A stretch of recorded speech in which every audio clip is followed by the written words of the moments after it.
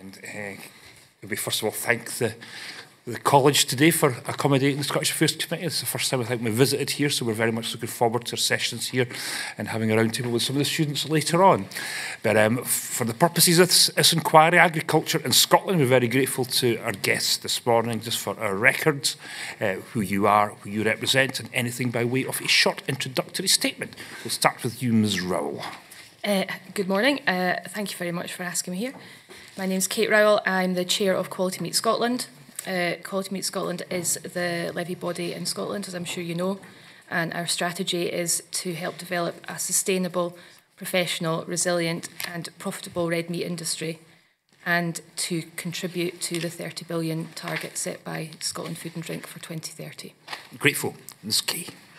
Morning. Eleanor Kay. I'm from Scottish Land and Estates. I'm the Agricultural Policy Advisor. We represent the voices of rural businesses throughout Scotland, and we are mainly looking to encourage a vibrant, thriving rural economy. Thank you. Mr. Hall.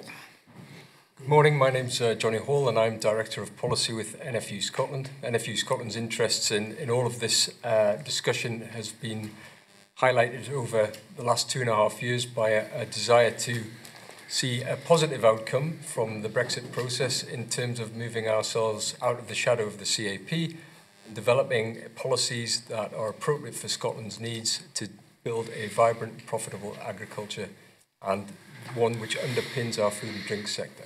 Thank you. Mr. Smith. Thank you. My name is Russell Smith. I'm here representing the Scottish Crofting Federation. I'm the chair of their Agricultural Working Group, and I have a croft in East Sutherland where it was certainly snowing yesterday. And as well as a flock of North Country Cheviots, we have a caravan site and a self-catering cottage. Grateful. Maybe just to get things started, just a couple of general questions, and if you could maybe help just describe in your opening remarks how agriculture in Scotland is different from the rest of the United Kingdom. We've got loads of stuff in front of us here which tells about less favoured areas and the amount of portion of the land that covers in Scotland. But maybe in your own view, what sets it apart from the rest of the United Kingdom? And we'll come to some of the issues about common frameworks in that just now, but just in general, if you could tell us. Maybe you could help us, Mr. Smith, given you represent the crofters here. Thank you. Yeah. I think that the major difference is that Scotland is much more grazing orientated. We haven't so much arable land in general, and once you get up to the crofting counties in the north and the west, there is some areas, I think Shetland's about 100% grazing, Western Isles about 98% grazing, so there's very little arable. A lot of it's extensive grazing, so it's rough grazing, it's your typical heather and moorland. And along with that, which obviously gives you an emphasis on livestock farming rather than arable. But we are, in the north and west, there's a lot of problems with distances to travel, distance to market, that all adds costs. And within that, because of the nature of the ground and the climate, there is very little opportunity to change what you're doing. So you raise sheep or cattle, or you don't. And that's about it. The figures we've got here is 5.7 million hectares, 92.4% of Scottish land is classified as LFA. Are you familiar with those figures, and does that sound about right, yeah? I think, we have always argued that the original LFA areas were drawn too widely, okay, and took in some areas which were, how do I put it, less favoured or more favoured. Thank you for that. And what do the lands and estates think of those sort of figures, and what do we need to look at differently in Scotland? Yeah, definitely. The agricultural sort of sector as a whole in Scotland is clearly different from the rest of England, especially in terms of the grazing figures, and the access to market is significantly different to that of England, and it's quite clear that the sector is very different when you look at the figures and you look at the sort of more community-focused, perhaps, nature of Scottish agriculture. Great. And maybe a bit of a different type of question for Mr. Hall. How, therefore, will these UK-wide common frameworks which are envisaged help to accommodate the differences that we have here in Scotland? Well, I think when you're looking at common frameworks, obviously you're looking at the regulatory controls and other standards in terms of animal health and welfare and environment and issues such as that. And so much of the discussion around common frameworks is all about trying to respect the internal UK market in a post-Brexit situation. And that remains very, very important to Scottish agriculture's interest. I would agree very much with Russell Smith with regard to the predominance of our grasslands and our rough grazing areas. But I'd also make the very clear point that Scotland has an extremely diverse agricultural landscape and profile, and I think that in itself sets it apart from the rest of the UK, in the sense that we produce soft fruit and veg and seed tatties and all the rest of it, and lots of spring barley for our whisky production, as well as dairy products and fattening livestock and so on. So we'll have a complete range of agricultural interests. And developing and fitting an agricultural policy to such a diverse agricultural landscape has always been a huge challenge for Scotland. If you look at the Common Agricultural Policy and how we've made choices within the Common Agricultural Policy over a number of years to get the right outcomes, that's been difficult. So the diversity of Scottish agriculture is a strength, but at the same time, when it comes to developing common frameworks for the rest of the UK and devolved policy that meets Scotland's needs, it's actually quite a challenge. It's something of an Achilles heel. And therefore, I think we need to tread very, very carefully when we're talking about common frameworks for the rest of the UK. We don't undermine Scotland's interest in that process. But at the same time, it's absolutely vital that Scotland's devolved capacity to set agricultural policy or its own ends remains intact in a post-Brexit situation. And hence, that's why so much of the discussion around agriculture bills has become so important. I know we'll definitely want to come into some of the detail of that later on in this session, but maybe just Ms. Rowell could help us with the initial question about what sees us so differently. And maybe we've heard we are moving on from the CAP. Is there anything from the CAP that we would maybe want to retain in terms of some of its features and what it does? Well, as Johnny said, the LFA part of it has been quite a success. My figures here, 85% is LFA, so we're roughly talking 85, 90, compared to only about 17 in England, which does show how different Scotland is from England and the rest of the UK. And we employ 64% more of our population in agriculture than compared to the rest of the UK. So there are a lot more people. I think that's another thing that has to be kept in mind, the number of people. There are 50,000 people dependent on the red meat industry throughout Scotland, and livestock is 38% of our agricultural input in Scotland. So livestock is predominantly more important in Scotland than it is in England to agriculture and to the economy. Our figures here have got 67,000 people employed in agriculture, which is 8% of the rural workforce. Are these sort of figures that you would recognise? It's just as well we're pretty well briefed on these issues, then, isn't it? When we come here. Thank you for that. And just as we go forward, is there any changes that could be made immediately to improve the way that the system of agriculture works in Scotland? I mean, I know we've got the agriculture bill going through Westminster, which Mr Hall's referenced, and it now appears that we will be getting a Scottish bill, and I know all the work has been done by rural champions, and like some of the consultation work has gone on from the Scottish Government. If there was one thing that you could see to make an immediate improvement in the way that we do things, what would that be? And I'll maybe ask Mr Hall that one first. Well, I think the most important and urgent thing is a degree of certainty. Now, I know that's maybe sort of wishing for everything all at once, but given the... Welcome to our world. Exactly. And our world too. The turmoil surrounding this whole process has sort of bred a huge amount of uncertainty as a consequence. And right now, the industry is lacking in a huge amount of confidence. And I think the Scottish Government, to be fair, has done the right thing in setting out something of a pathway through its stability and simplicity consultation about trying to just stabilise the situation to bring a degree of certainty before we see any significant change from where we are under the Common Agricultural Policy. But nevertheless, we as the union would say that we actually have to go beyond the stability and simplicity principles. Yes, we want a degree of relative tranquil sort of agricultural policy, but at the same time, we know that we need to move on. And if there's one sort of key principle that we're seeking out of this whole process is that we move away from essentially area-based support payments, whether it be through the basic payment scheme in Pillar 1 or LFA support in Pillar 2, and we move the focus over time to more being focused about actions. So it's not just about the occupation of land, it's more about how that land is farmed and crofted and the actions that are undertaken so that we can drive a more productive agricultural industry, one that also delivers more for the environment in terms of public goods and so on. And it makes, as a consequence, that the industry, in its different sectors, less reliant on direct support, more market focused. Now, that's not going to happen overnight, and it's not going to be without casualties. But that is the sort of transition that we need to start upon at some time. Yes, stability in the first place, but at some point we have to make change. And the steps towards that change are going to be very important from, say, 2021 onwards. And of course, as well, is it stability and simplicity that was in the summer of last year when that was introduced. Do you agree with Mr. Hall? I saw you shaking your head there that these are the sort of priorities that we should be looking at as we go forward. No, I do agree. I think it's very important that this transition is gradual. There's no point in just carrying on with what we're doing at the minute for a long time and then suddenly changing it.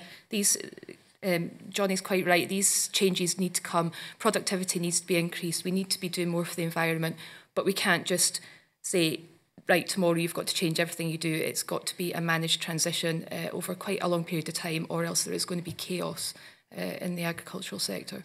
Ms. Kay? No, I'd absolutely agree. Yeah, for any sort of industry to prepare for change, it has to know the direction of travel from government, and at the moment we are lacking that. Whilst we do have an agricultural bill on the cards, we don't know when it's going to come, and we also don't know what the government's intention is in terms of what it wants to support. The fragility of Scottish agriculture isn't solely down to Brexit, of course, we know that. And there are many issues that needed sorting, like supply chain and demographics, as well as infrastructure and the challenges of delivering not only a thriving tenanted sector, but also the diversity and climate change targets that we've set ourselves. So change is inevitable, and the industry is aware of that. But the impact of this change on the sector and parts of the sector has to be fully recognised, understood, and then managed to ensure that the transition is as steady and seamless as possible. I know within the agriculture world there's a clear programme and timetable for moving on beyond the common agriculture policy, and the payments made to be much more in keeping with what farmers and producers are going to do with the environment and improvements in the environment. Is that the way forward, Mr. Smith, do you think? Well, I would first like to come back to the point about certainty, and I think that the agricultural support side of it, and certainty in that, would be very useful. The other side of crofters, farmers' income, is the price you get for the produce you put in, which in our case is mostly store lamb, and that is going to be or could be hugely affected by Brexit, and a lot of the uncertainty that we find amongst our members, and the overall tone is quite despondent. There's twice as many people are despondent as are confident about the future in a survey we did recently. So until we get sort of some idea on whether we're having a no-deal Brexit, what the tariffs are going to be for lamb exports to Europe, that's roughly half of our income comes, personally half our income is from lamb sales and half from the support payments. So you've got to get certainty, you have to solve both sides of that equation. The other point I would make is that, what can you do to stabilise things at the moment is that if that support side of it, if that goes down, then again we will continue to see more animals going off the hills, and that will lead to depopulation and, all the bad things that go with that. So we need some assurances that certainly in the longer term, that the total amount of money coming in is going to be roughly the same. Okay, well, I know we definitely want to get into some of the overall funding arrangements and packages and quantums. We'll come to that in due course. But Mr. Duckett. Yes, thank you, Chair. Well, first of all, I was going to ask some...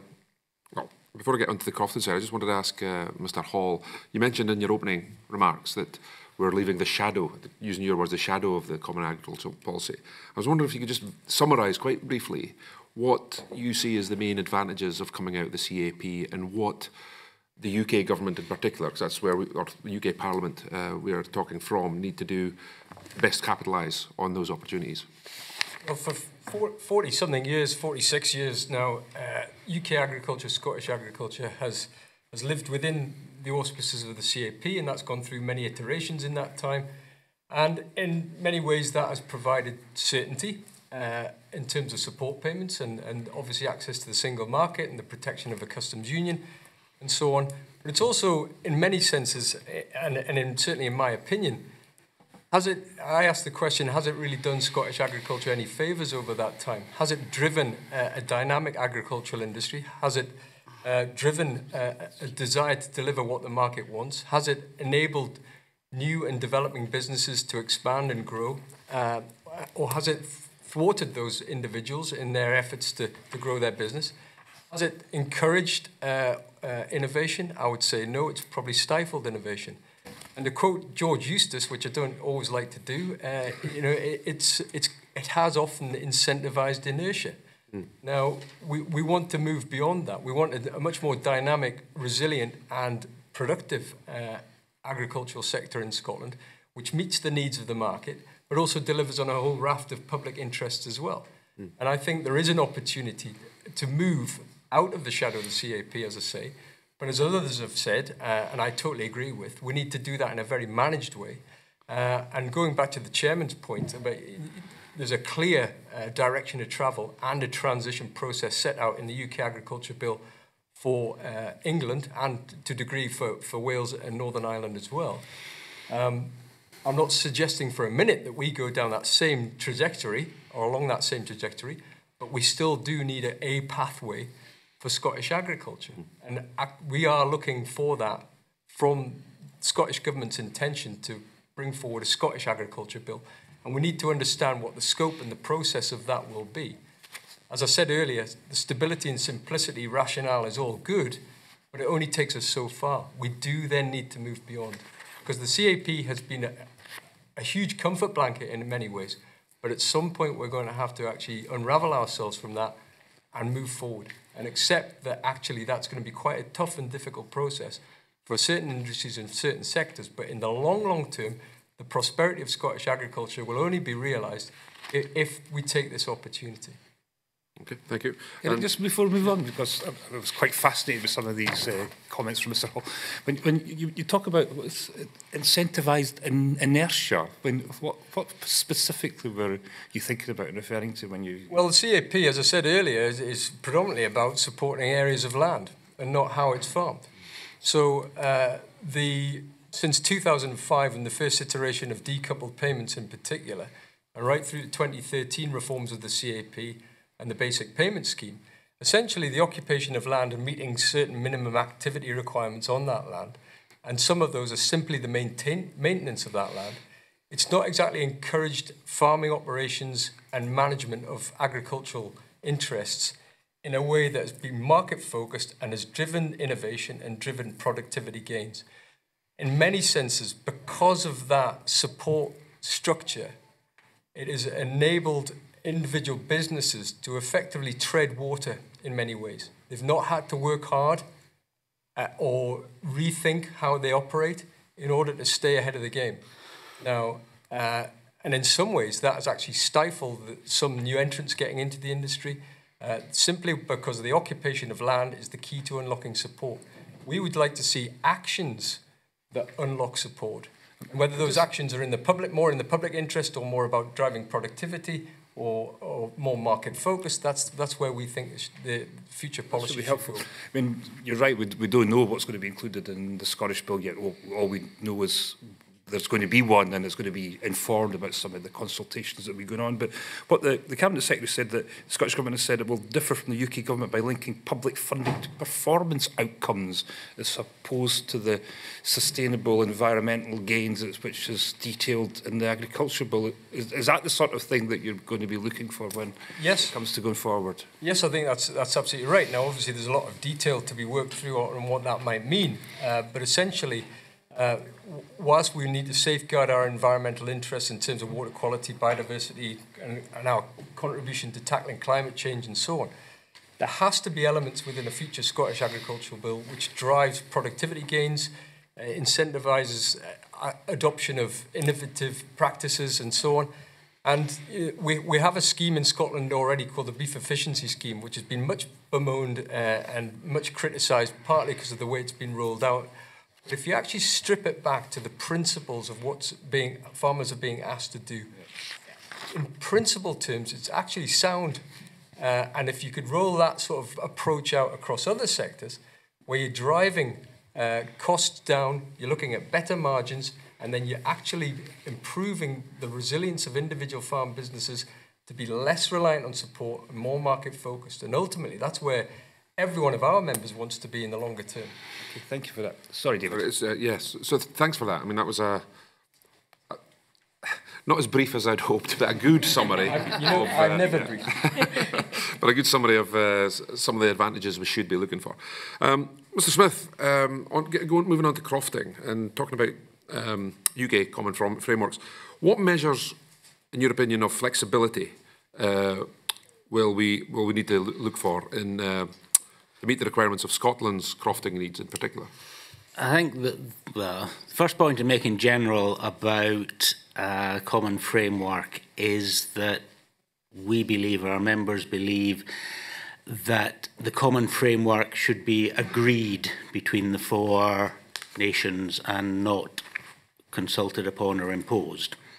So there needs to be the Scottish agreement. Sorry, just on that, what do you see the difference between agreed upon and consulted? You seem to there are a lot of government consultations where the government asks the public their opinion and then does not take it up. So there's a possibility the same thing might happen with DEFRA and the Scottish Government and the Welsh and Irish governments. I think crofting, as you know, is completely different. It's possibly more to do with multiple outcomes that we need to build into some sort of common framework. So it's not just about production. It's about the social aspect, the community aspect, the population retention, the environmental aspects, carbon capture, all this sort of stuff.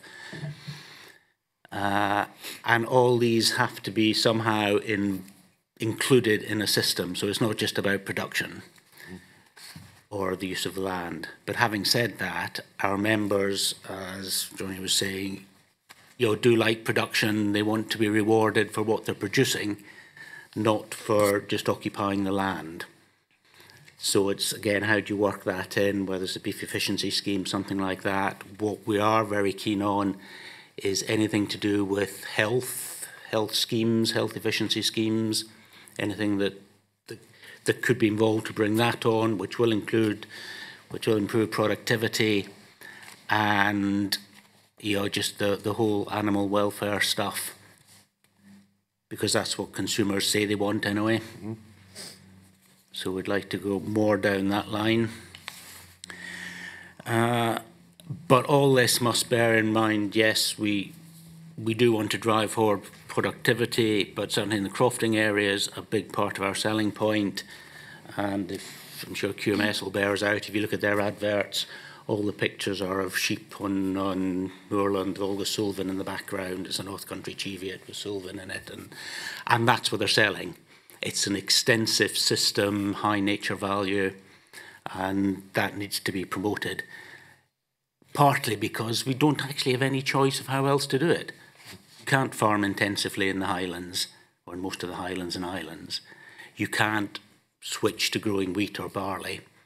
You have to extensively range beef and cattle, beef and sheep. And that's a good thing, because that's your marketing ploy, that's what we're selling. And I mean, that's all good stuff. I'm just wondering, maybe open it up to the rest of the panel as well, is what should we be bringing back to the UK government in terms of the main particular issues that we need to think of in terms of what's specific to Scotland? Because I think there's always been a risk, or there's always been a fear, that there'll be this sort of top-down, London-centric imposition of an agricultural policy across the UK. But what in the briefest possible terms, what would you suggest are the main aspects of each of your areas of expertise that we should be bringing back to the UK government in that respect? We start with Ms. Rowell. Well, I would say the main difference is actually the people. Agriculture is more than just the farmers. I mean, I'm a farmer myself. The money comes into us. We don't keep most of the money. It goes out to the ancillary people round about us. So there are huge parts of rural Scotland which, if the farmers are gone, there will be many, many other people who are connected that go as well. And I think that's possibly something that really sets us apart from how things are in England, or most of England, probably. And I think, from a sort of personal point of view, policies need to be very, very flexible to work, especially in Scotland, and down to individual farm levels. Because if you're in for example, we at home have been in environmental schemes for many, many years. One of the things that we were doing was keeping grass for grazing wader birds. And we did that for 15 years in environmental schemes. And in the last round, our area was then excluded from those schemes. So you couldn't do it anymore. So you'd done this for 15 years, and that's because the area wasn't included. So I would suggest that you have to focus all these environmental schemes especially down at individual farm level, or else you're not going to get the outcomes that you want. Just one size fits all is why people wanted to come out of Europe. And we don't want to replace that with a one-size-fits-all policy in the UK. I think it was yourself, Mr. Hall, that quoted in our previous session that we don't want to replace a one-size-fits-all with another one-size-fits-all that doesn't actually work. Exactly. Ms. Kay, do you have any, from a land and estates point of view? Because you obviously represent the wider rural economy. Yes. A general view is obviously common frameworks are certainly needed, but they can be as flexible or as formal as the subject matter requires. And it has to be a collaborative discussion between each nation to ensure that there is the right amount of flexibility in terms of policy divergence to suit each country. It's not just Scotland versus England, it's how as a UK we can ensure that our internal trade is as possible as we need, because we do need to trade with each other. But we need things on organic farming accreditation and animal health and plant protection products and minimum standards for commodities, everything that means we will be able to trade with each other. But it has to be an open discussion, and it has to start as soon as possible. We can't wait. We need to know that there are lots of things we already work together on. We already have common frameworks, and in reality, there's nothing stopping us continuing with those. So just on that point, do you think there's existing common frameworks that are used across the UK across the industry that we can sort of use as an example? Well, yeah, I think quite a few of them already exist. But even in terms of carcass classification, there's an acceptance that there is a slight variation. But it's going, that's fine. We accept that there is deviation, but they're aligned. And you know, we're adults. We ought to be able to do that quite easily. I think. Yeah, fundamentally, the asks for the UK government, from our perspective, are quite simple. Yes, we do need commonly agreed frameworks, which sort of safeguard the internal UK market. So we're all operating the same standards, as Ellen has just alluded to, on a number of fronts. That's the case now under the CAP. We need to ensure that continues in the future. But thereafter, the delivery of agricultural policy, as I said earlier, has to be devolved. It is today under the CAP. Each of the four quarters, if you like, of the UK implement the CAP in different ways from one another, but within that common framework. That's the sort of thing we want going forward. So one size fits all is just no good for the UK. You know, something, and I've said that another quote of mine, you know, what looks good for Cambridgeshire wouldn't necessarily look good for Argyll. And I think we need to therefore respect that and reflect that. And it's absolutely right that the policy setting and how we target funding to get the right outcomes is absolutely critical that Scotland continues to retain that power. Whether that power comes through a schedule in the UK Agriculture Bill, or, which is now more likely, through a Scottish agriculture bill driven through the Scottish Parliament. We must have that. And then the fundamental thing thereafter is a question not for DEFRA or indeed the Scottish Government, but probably for Treasury in how do we fund this? Because clearly the UK benefits significantly from being a member of the EU when it comes to the delivery of agriculture and rural support via the CAP. And obviously that will discontinue at some point in the future as things stand. And therefore we need a commitment from the UK government that says, actually we're going to safeguard a level of funding which is ring-fenced for agricultural and rural interests as it is today, and it will be allocated on an objective basis across the United Kingdom in order to meet the different needs. Now that allocation is fundamentally opens up a conversation about the ongoing convergence review in the Bew report, or the Bew committee panel, which is ongoing now. But the work of that particular group will be, I think, paramount or hugely significant in setting the course of how funding will be allocated across the UK in the future. Maybe on that note, we've got a couple of questions on the Bew review, unless you... No, I just wondered if Mr Smith had anything to add to that line of questioning. No, I generally agree with, for once, with Johnny. Well, there we go. Maybe just finish off with one last point. I guess what you're saying, Mr Hall, about comparing Cambridgeshire with Argyll, would you accept that it's also, we need to also not be we need to be able to compare Aberdeenshire with Caithness and Sutherland as well. So there is a difference within Scotland as well. Absolutely, totally reflect that. And we're the first to say, in order to protect either the internal market in Scotland, let alone the UK, you couldn't have agricultural policy which is so perpendicular in one part of the UK that it actually basically distorted that internal market.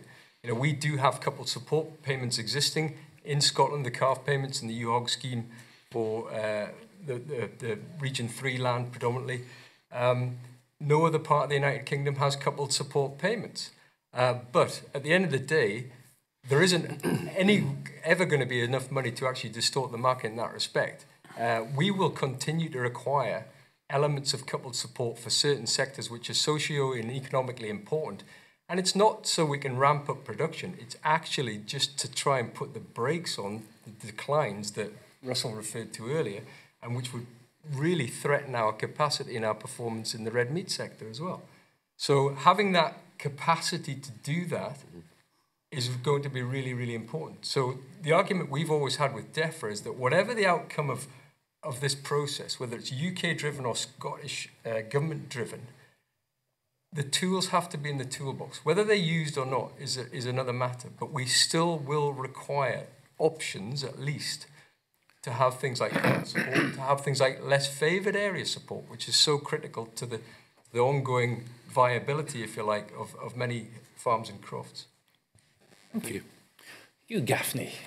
And on the basis of what you've just spoke about, how are you reassured by the announcement of the Bew review on the future funding settlement for agriculture in different parts of the UK? Would you like me to pick that up? Well, all I can say about the Bew review, the first thing I'd say about the Bew review is at long last. I mean, this is something we've been asking for since 2013. We go back through many DEFRA secretaries of state in terms of asking for this, because this all came about because, as we all know, the rules in terms of allocation of funding across the UK, EU member states differed in 2013, and basically because the UK's average payments were below 90% of the EU average, or because of Scotland's very extensive land area, which took the UK payments down, that then essentially enabled UK to benefit from this uplift of around 220 million euros over the 7-year period. Now, very clearly, much of that, if not all of that, was down to the fact that Scotland has the lowest payment rate per hectare across the EU at about 130 euros per hectare, whereas England, Wales and Northern Ireland's payment rates are above the 90% threshold. So we've long argued that there needs to be a much clearer and more objective allocation of funding from the CAP, but going forward from the UK Treasury in terms of funding and how it's allocated to each of the devolved administrations. The very very clear issue is that this wouldn't be taking money away from English farmers, Welsh farmers, or Northern Irish farmers. This is about the dividend, if you like, that we've gained as a UK member state within the EU. And that funding will become very, very critical going forward in order to then fund and underpin the sorts of measures that we would like to see developed. So the Bureau review is going to be very, very important in baselining, if you like, future allocations. We have to move away from the historic allocation, which now is extremely historic, goes back to 2000, 2001, 2002, as to why Scotland only gets 16.3% of the UK budget. But how you do that is going to be an interesting issue. There's many different ways you could cut the cake, and we need to ensure that there's a degree of fairness in how that's done, and it needs to be done in a very objective way. So hopefully the Bureau review will come up with some clear recommendations upon which we'd like to see the UK government act. On that basis then, would you be satisfied with the terms of reference of the review? Terms of reference, when we first saw them, were a bit of a disappointment, to say the least, because it quite clearly states that the Bureau review will not be looking historically. It will not look within the 2014 to 2020 period. It will only look at the period 2021-22. And it will not look beyond 2022 either. Although I do think it would be beyond comprehension if the outcome of the Bureau review, if it made clear recommendations about how funding should be allocated within that 20 to 22 period, to then be completely ignored from 2022 onwards. Of course, the UK government are only on record so far as to saying, well, they will commit to the same level of funding for farm support to 2022 or the lifetime of the Parliament. And that's another question in its own right, I guess. But nevertheless, I think in order to plan and to scope out relevant policy across the whole of the United Kingdom, and especially within Scotland, to have a clear indication of the finances that might be available is going to be very important indeed. One thing that we are seeking from the UK Agriculture Bill would be a multi-annual budget for agriculture and rural support, because that's how we currently operate. What do you say, multi-annual? Multi-annual. Okay. Now, obviously, under the CAP at present, everything is done on a 7-year basis. Yeah. You would see that as a yearly allocation. We have concerns that when you bring funding back to the UK, because both the UK government and the Scottish government operate on annual budgets, we would only have an annual budget cycle, which would be very, very difficult to plan for administrators and farmers and crofters alike. We would like to see at least a 5-year annual budget put in place. And in fact, there is an amendment from Neil Parish to the UK Agriculture Bill, which is calling for that in particular. And we would like to see that pursued so that it covers the whole of the UK and ensures that there is if you like, a guaranteed budget over a number of years. And therefore, governments and farmers and crofters have certainty about funding allocation. Is there any particular principles that you would like to see underpin the funding allocation across the UK? Well, certainly our preference at the moment, and looking at this in a degree of detail, given, as we've all commented on, the degree of less favoured area land, one of the allocation keys could be to look at the whole of the UK and look at the LFA designation across the whole of the United Kingdom. And clearly Scotland has a significant area of the UK's LFA area. Given that the importance of support is greater in LFA areas, no matter how diverse the LFA might be, then that is one possibility. It would be very objective, it would be non-historic, and therefore it would almost certainly give an uplift in support to Scotland. The money would follow the areas that need that support, like LSA, yes. and yes. That would be a principle that you would think would be worthwhile including in how these 5-yearly you're suggesting funding allocations would be administered. That's certainly one thing we're looking at, but there's other allocations that you could come up with as well. The last allocation we would want at all would be to use Barnett principles. Yeah. I'm just having a look at the Bureau review and the terms of reference, and I think we all share your disappointment in the fact that it's not looking historic, and so things like convergence have gone, and the UK government, I think, have made it consistent and clear they're not going to revisit that. And the Minister told this committee this when we last saw him last time. But The other things that it has said that the money wouldn't be Barnetised, and that's not the terms of reference, but that's something I think the Minister has conceded, and I think Lord Buse also said that's the way that he's going to approach this issue. I mean, that was presented as good news. It would have been a disaster that agriculture been Barnetised, and we would be down to, would it be 8.9% of available spending, and I don't know if you've got any views about that. I mean, I know we've heard Mr. Hall. Does anybody else want to give us their views about how this is going forward, and particularly in some of these issues to the quantum of the funding and how it's distributed?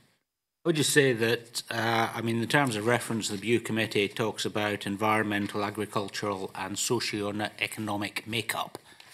And I think if they take account of those things, then that's the way it should be going. So it's not just agricultural output, it's looking at the whole thing. And that would include carbon retention and population retention and all these things as well. So that's a great statement, and we are reassured by that statement. But we'll reserve judgment until we see the final results. And of course, the other part of it is it's not just how you divide up the cake, it's the size of the cake. And that is specifically excluded. And that, yeah, we don't want to see any reduction in that. We get 16.3% just now. Is that what it is, yeah? Yeah. Pillar 1, yeah. And how much have we the land mass of the United Kingdom? Almost a third, would that be? We're getting on towards that. And in terms of LFA, we're about 45% of the UK's LFA. Okay.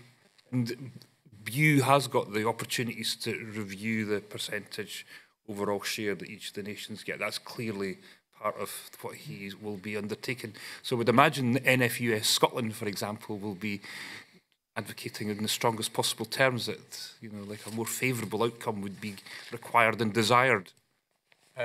We will be doing exactly that, yes, when the opportunity presents itself in what we understand will be in a few weeks' time. And I know Mr. Gaffney's got a further question on this just now. Yeah, just on what we were talking about there then, how has the uncertainty around the future funding settlement for the agriculture affected farmers' ability to plan for the future? I mean, it sounds like me 2022 is a stopgap, but how are you planning for the future? Well, I think, you know, it's a glaringly obvious thing to say, but it merits saying that agriculture, farming and crofting is a long-term game. And making decisions today about even whether you put the bull out to your suckler cows, you're not going to see a return on that for probably three and a half years in terms of that the time it takes to go through that process, produce a calf, get that calf to the right weight, and then to sell it. And even that is just one but small example of the sort of requirement for some certainty. And if you look at the situation we find ourselves in now, it's not just the issues around future support and what funding might be available.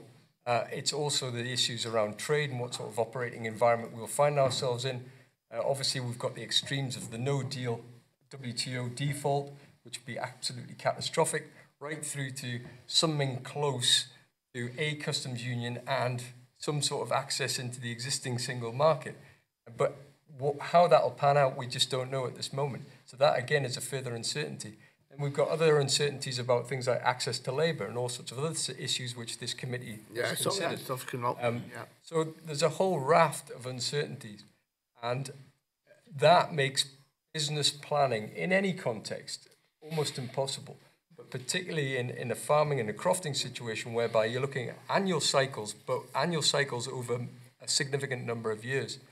And decisions you make today about investment in buildings, infrastructure, machinery, you know, you've got to have a solid basis on which you can plan. If you go to the bank seeking support, an overdraft or a loan because you want to make an investment, as any business might want to do, if the sands are shifting under your feet permanently, that's going to make that process very difficult indeed.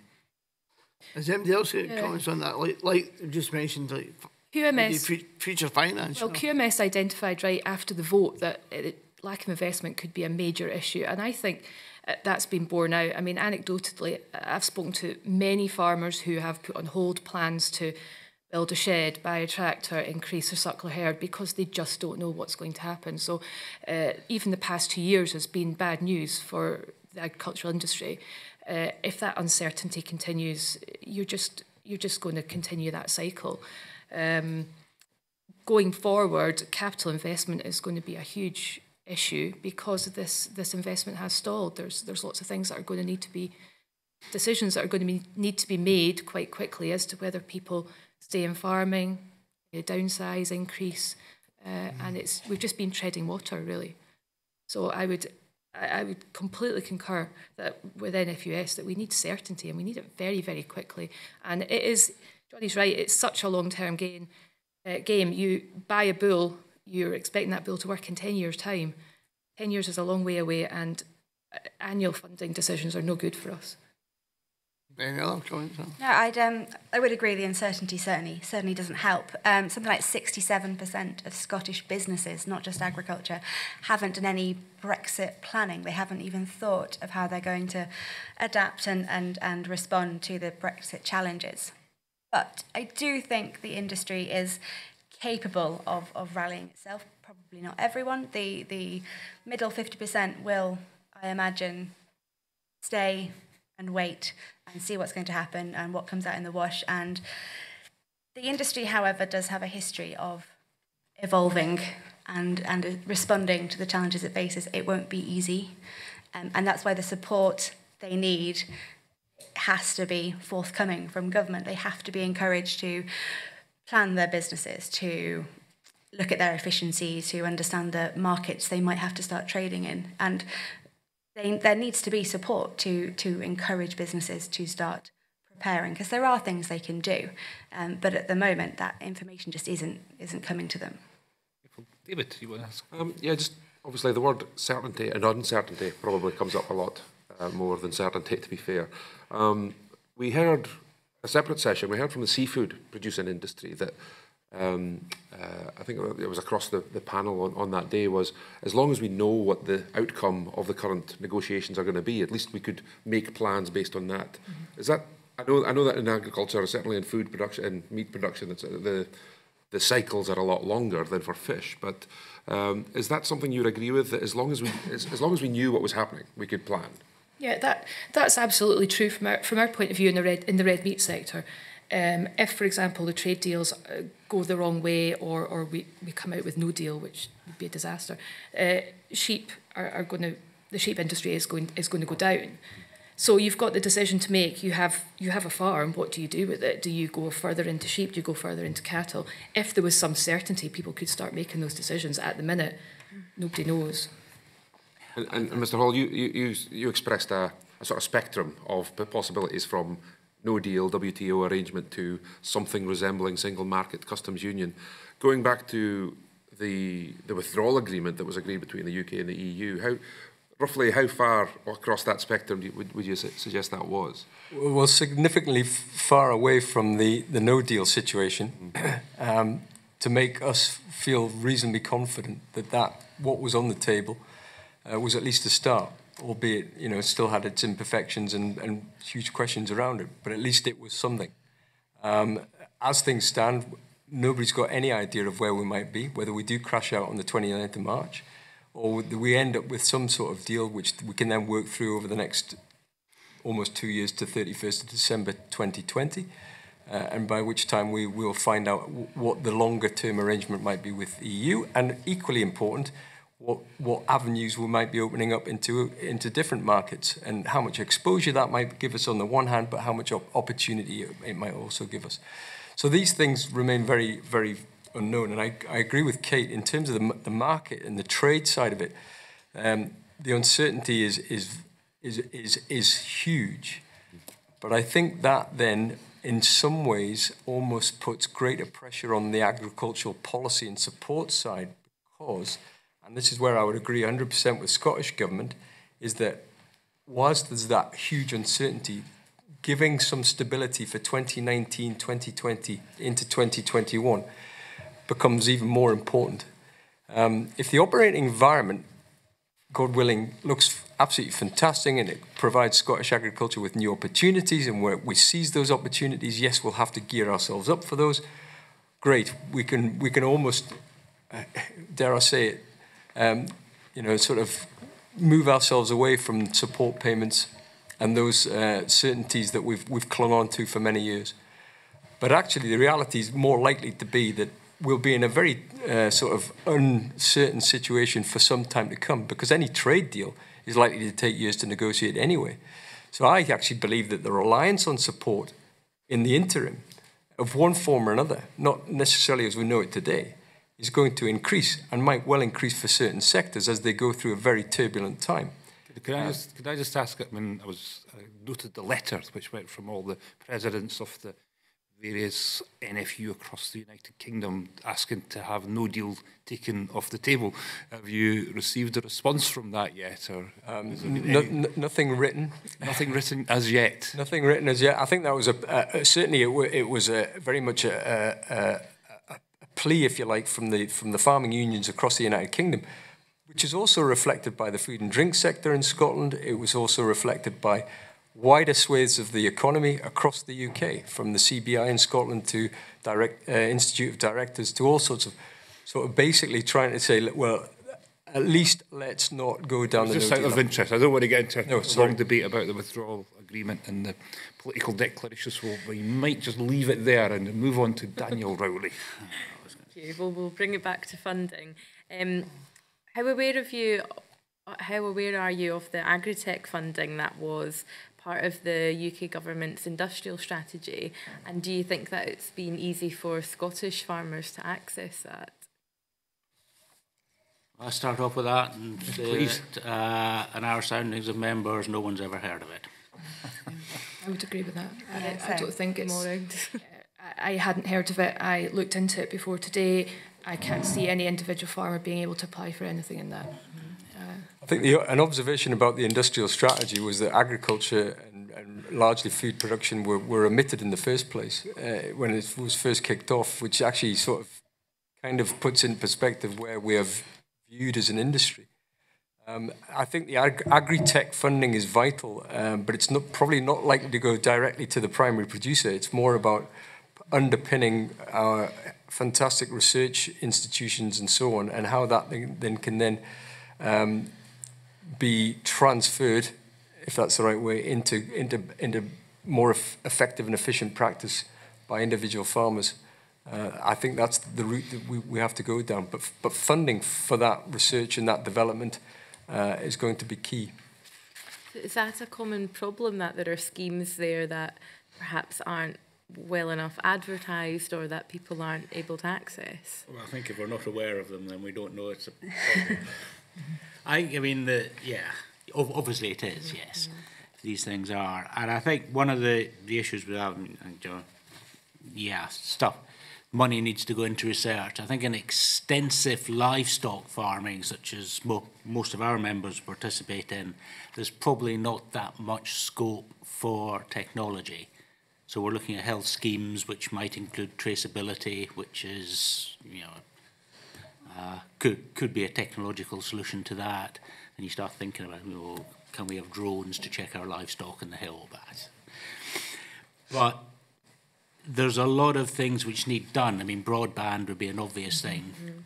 If you had that in remote rural areas, that's technology, that's going to improve all sorts of aspects of business, not just agriculture. And whether there is within this, you could start thinking about abattoirs and mobile abattoirs, which again would be a big boost to the livestock industry in remote areas, and allow people to add value to their product. So whether that comes under technology or not, but these are the sort of innovations, as well as improved ferry services and good roads and things, that would be more benefit to our members. I'm not sure that's the case. I just visited the Hutton Institute, which is in my constituency, on Friday. They've secured £62 million for this new plan of vertical garden, which is an amazing piece of technology and innovation. It suggests that, like, when all the responses to Ms. Rowley's questions about this fund, that like the front face of agriculture isn't particularly well linked into what's happening in the technology sectors, when all this amazing work's going on. Like £90 million of funding is available for the scheme that Ms. Rowley, and you don't know what's going on and how to access it. No, there is a real sort of disconnect between fundamental research and actually on-ground application, and it is a big problem. The number of, having come from a knowledge exchange background, the number of issues that you hear on farm that you think, well, there's a 7-year project going on about that. Why don't they know the research is happening so that they can get involved in it? And I think a lot of farmers would actively want to get involved in research projects were they to know they were happening, and that integration of actual application on the ground with research projects needs to be promoted and stepped up. And I totally agree with that. And I think one of the keys goes back to our discussion about how we focus future support in going forward, is that actually if we target funding towards the application of new techniques, innovation, productivity measures, and incentivise farmers to do that, then the response and the uptake will be that much better. Yeah, absolutely. When you basically 90% of your support payments are just because you occupy some land, where's the incentive? It goes back to my point earlier about incentivising inertia. We do have fantastic technological advances in both animal health and welfare and other production systems and so on. But Ellen is absolutely right in that we've been woeful as an industry at connecting to that and taking up those measures, partly because where has the drive been to do so? And I think we have an opportunity here to do something. And some of the things that did work in the past at the really local level, things like benchmarking, used to be as part of the land manager's options, and some of the health schemes which were in that, which were well taken up because they were easy to apply for and they applied to any size of unit. If we're running 135 GVUs on an extensive hill, then you're limited in what's worth doing in terms of applying things. But if something's easy to apply for, you say, oh, I'll do that. And I'll sit down with my vet once a year. And we all get benefits out of that. Yeah, I would absolutely agree with that. But one of the things that we as an organisation have come up with as a stumbling block is that the people to deliver that knowledge exchange are not out there. We have been dreadful as an industry at getting people in at all different levels. We've kind of sat back for years and just let it happen. And there is a real dearth out there of people who can do this knowledge exchange. There are a lot of researchers, but it's actually as Eleanor said, getting that research onto the ground. And things like the James Hutton Institute is fantastic, but your average farmer looks at that and it's a different planet. It's nothing whatsoever to do with them. So it's that connection that we really need to foster. But you want to quote? I think, Ms. Rowell, you hit the nail on the head, but I was about to comment on it. Maybe should have declared an interest earlier, but I'm the son of a beef and arable farmer.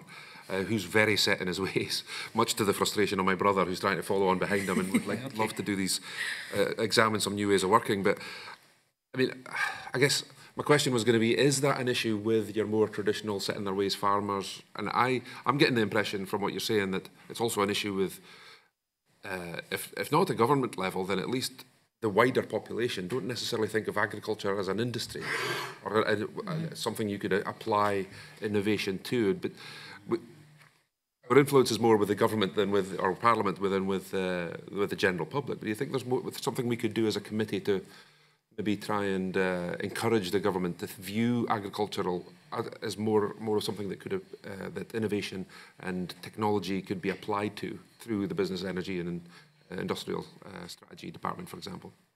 I think absolutely, yes. Farming and crofting have an absolutely vital role in being custodians of the countryside and the environment and so on. But at the end of the day, we're operating at about 18,000 businesses out there, all very different, all with a different focus on what they're doing. If we drive them as businesses, they're far more likely to also then deliver the other things that we're increasingly expect them to do. There's a very old cliche which I use a lot about you can't be green when you're in the red. If we drive, if you drive profitable agricultural businesses and effective, then that can afford the capacity to do more in terms of environmental delivery. And actually, environmental delivery and productivity are not mutually exclusive at all. If you look at things like soil health and nutrient management, you know, productivity in terms of agricultural output, more dry matter from your grassland or your silage or whatever it might be, but it's also about being efficient in your nutrient use, so it's less is leaching into the watercourses or going up into the atmosphere, and that sort of very basic, if your application of science is what farmers actually always been good at. Remember, there was an agricultural revolution way before an industrial revolution, and we've always been adopters. But obviously, you know, as a population, we've also had this large rump that has had to be sort of cajoled into doing something. And we do have some laggards who will never change their ways. Maybe your dad, if you don't mind me saying. But then, you know, let's incentivise people to change and move on. Thank you. Danielle Rowley, it was a long time since you asked your initial question, which is so much interest. I'm just interested in what kind of schemes you think would be good to be targeted. Mr. Smith, you mentioned health and animal welfare. What do you think would be useful for agriculture in Scotland to see some targeted funding? Well, I've just touched on one simple thing which I think almost every farm and croft in Scotland would benefit from, because there's been a significant lack of investment in it for a long time, is that's basically soil health. Everything we do effectively begins and ends on what we're standing on, and whether it's Russell's hillside in East Sutherland or whether it's parts of East Lothian, you still have to manage and look after the prosperity of the land.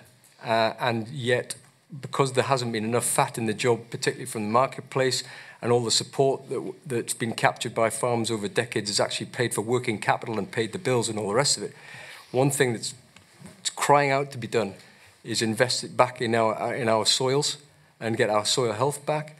And that would, as I said earlier, would improve the productivity, whether you're growing grain or producing silage on your in-buy ground, whatever it might be. And that would help the business, but it would also, I think, contribute hugely to significant environmental challenges that we face, notably around things like climate change. If I can turn your question round a little bit, as we're saying, there's lots of good stuff coming out of the research institutes, and I think the emphasis needs to be on how do you get that to the farmers, the people literally on the ground. And I think if farmers and crofters are very good at innovating, but they will only do it if it is proven that it is a benefit. So someone needs to get out there and say, yeah, you know, if you don't plough, if you know, just do whatever, or if you do this health scheme, or if you do such and such, then you will see these positive benefits, and then people will do it.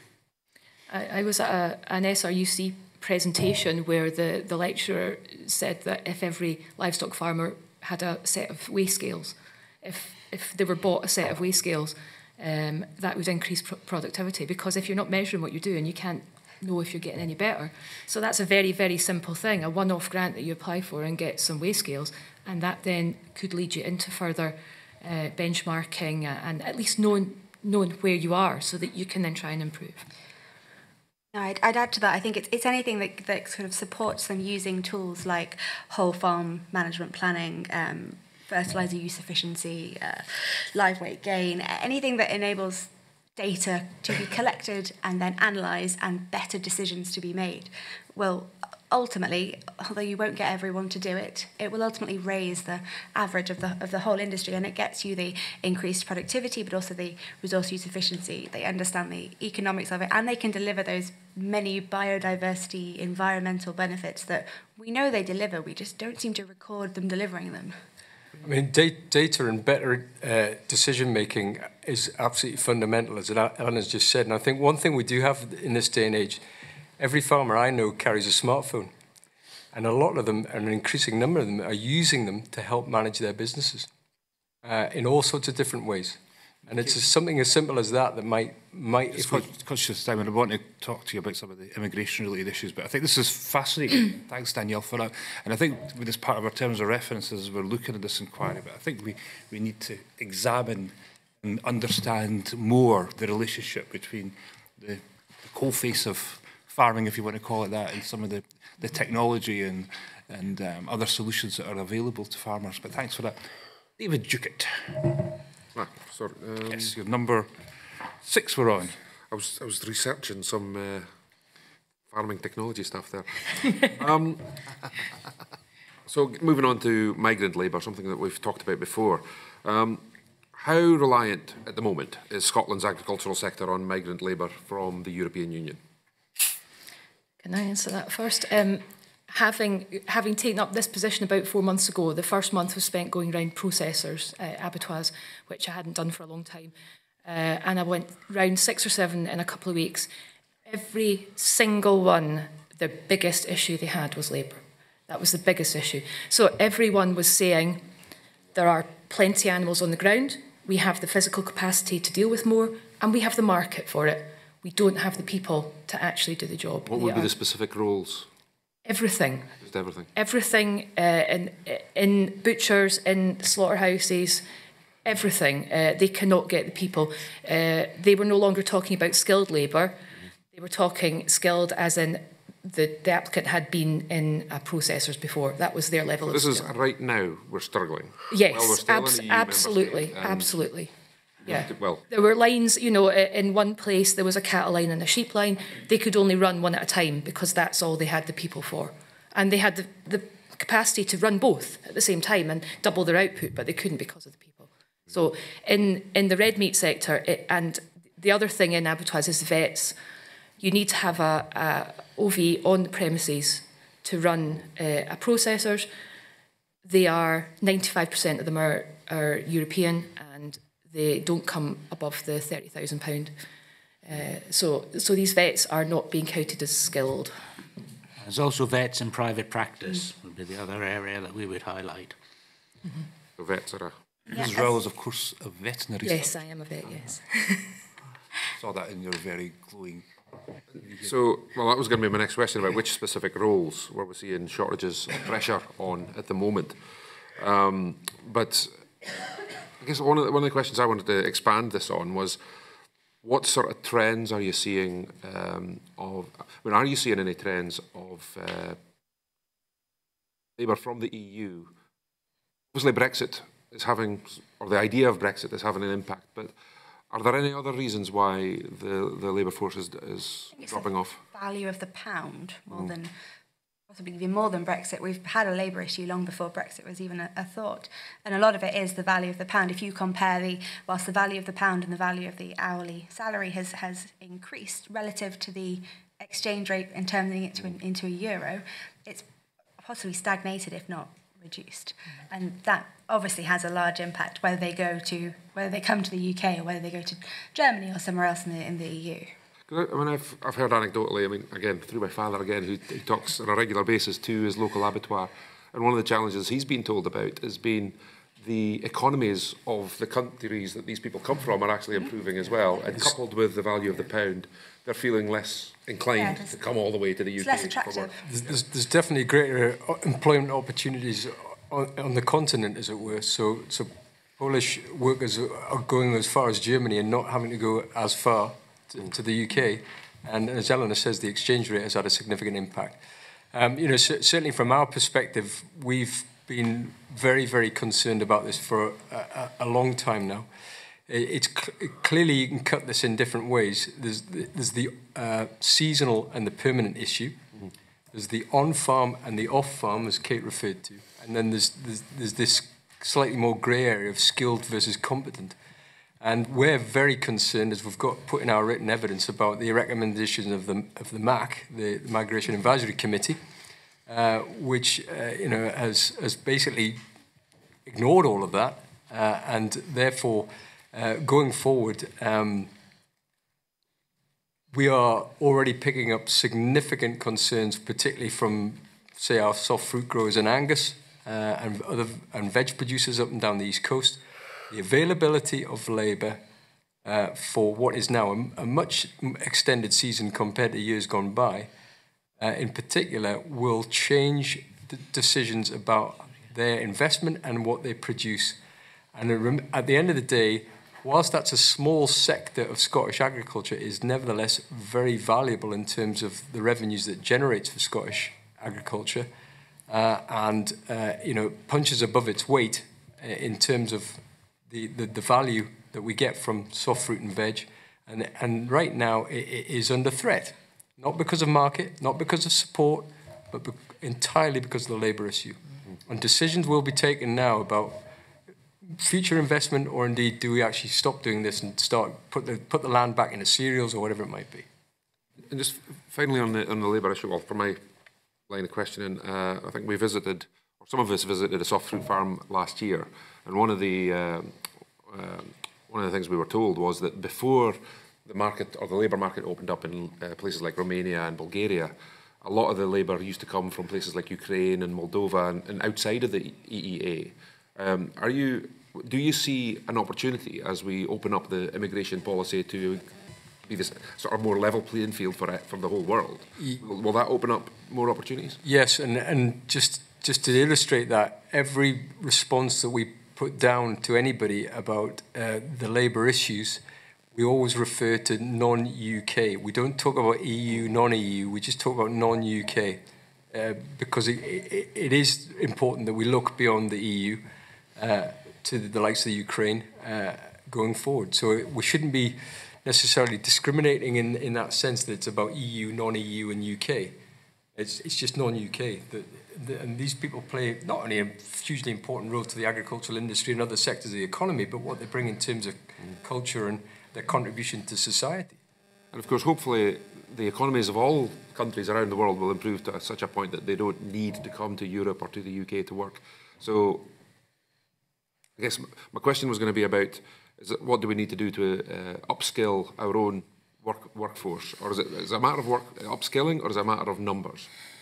I think it's a degree of both. In the short term, it'll be a numbers game, but in the longer term, we're in an institution which is all part of that. You know, skills and education are going to be so important for the industry going forward, and training the right people to do all sorts of more technical, more complex jobs going forward. I get frustrated equally by noises that we hear from down south about the fact that, well, mechanisation and technology can replace. I'm afraid there's no substitute for the human being in many respects. Okay. We'll still rely on people. We're just very conscious of the time.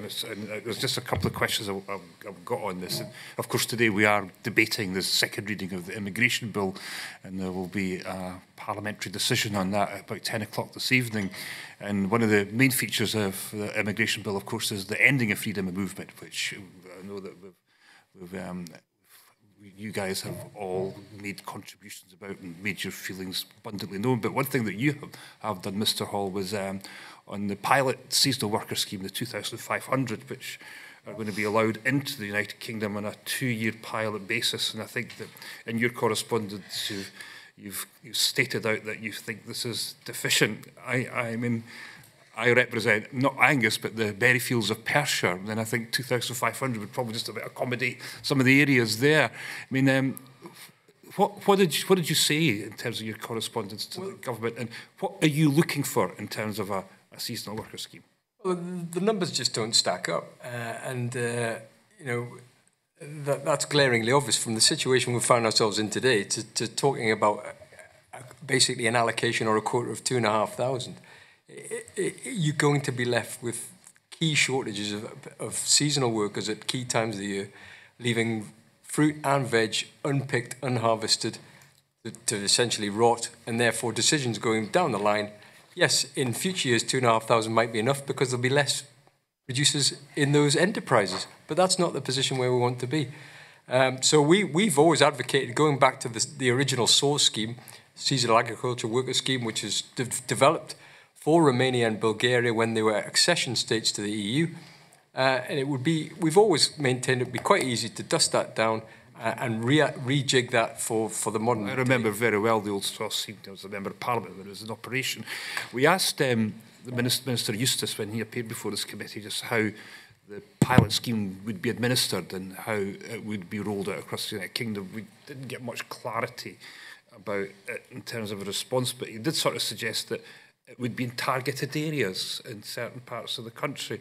I don't know if you know any more about what's been proposed and suggested, but You know, I mean, is there a chance that this might get rolled out and, you know, we might find that Scotland doesn't actually get any of these seasonal workers? It sounds as if Mr Eustace has had about as much joy getting information out of the Home Office as we have, which has been a frustration throughout this process. So, no is the answer. Yeah. Just lastly, maybe to you, Ms. Rowell, as part of the white paper, which is going to be debated today, there's part of it says the white paper includes proposals that would create a time-limited route for temporary short-term workers. This is over and beyond the seasonal worker scheme pilot that was announced by the UK government. But then it goes on that it looks for intermediate skills, and I think it was you that mentioned the £30,000 pay requirement that would associate this. I mean, beyond seasonal workers, how big an issue is this for the rest of rural Scotland and agriculture? Well, the rest of the red meat industry, which I represent, you're not looking for somebody to come in for 6 weeks in the summer. If you want a shepherd, you want a shepherd who's maybe going to stay for 30 years, if they're very good. You want young people that you can train up who are not going to be earning £30,000 when they want to come in. The processors are looking for people to stay on a long-term basis. All these businesses are run year-round, year in, year out. A seasonal worker scheme doesn't really contribute anything. We need people who can come here and stay here and make their lives here, because the UK population don't seem to want to.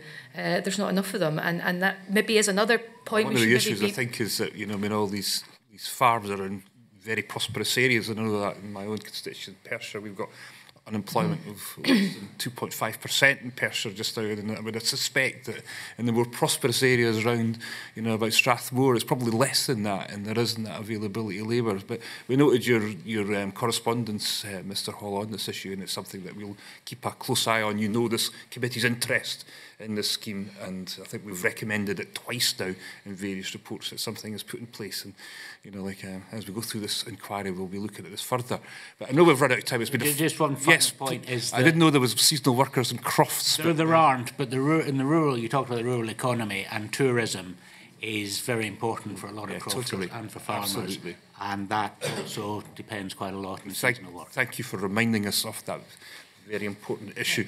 We're at the end of the session. Fascinating as always when we get a whole cross-section of agriculture interests at this committee. So anything else that you feel that you can usefully contribute to this inquiry, please give us any further submissions and it will be gratefully received. But thank you just now. And can we have our next guest, please?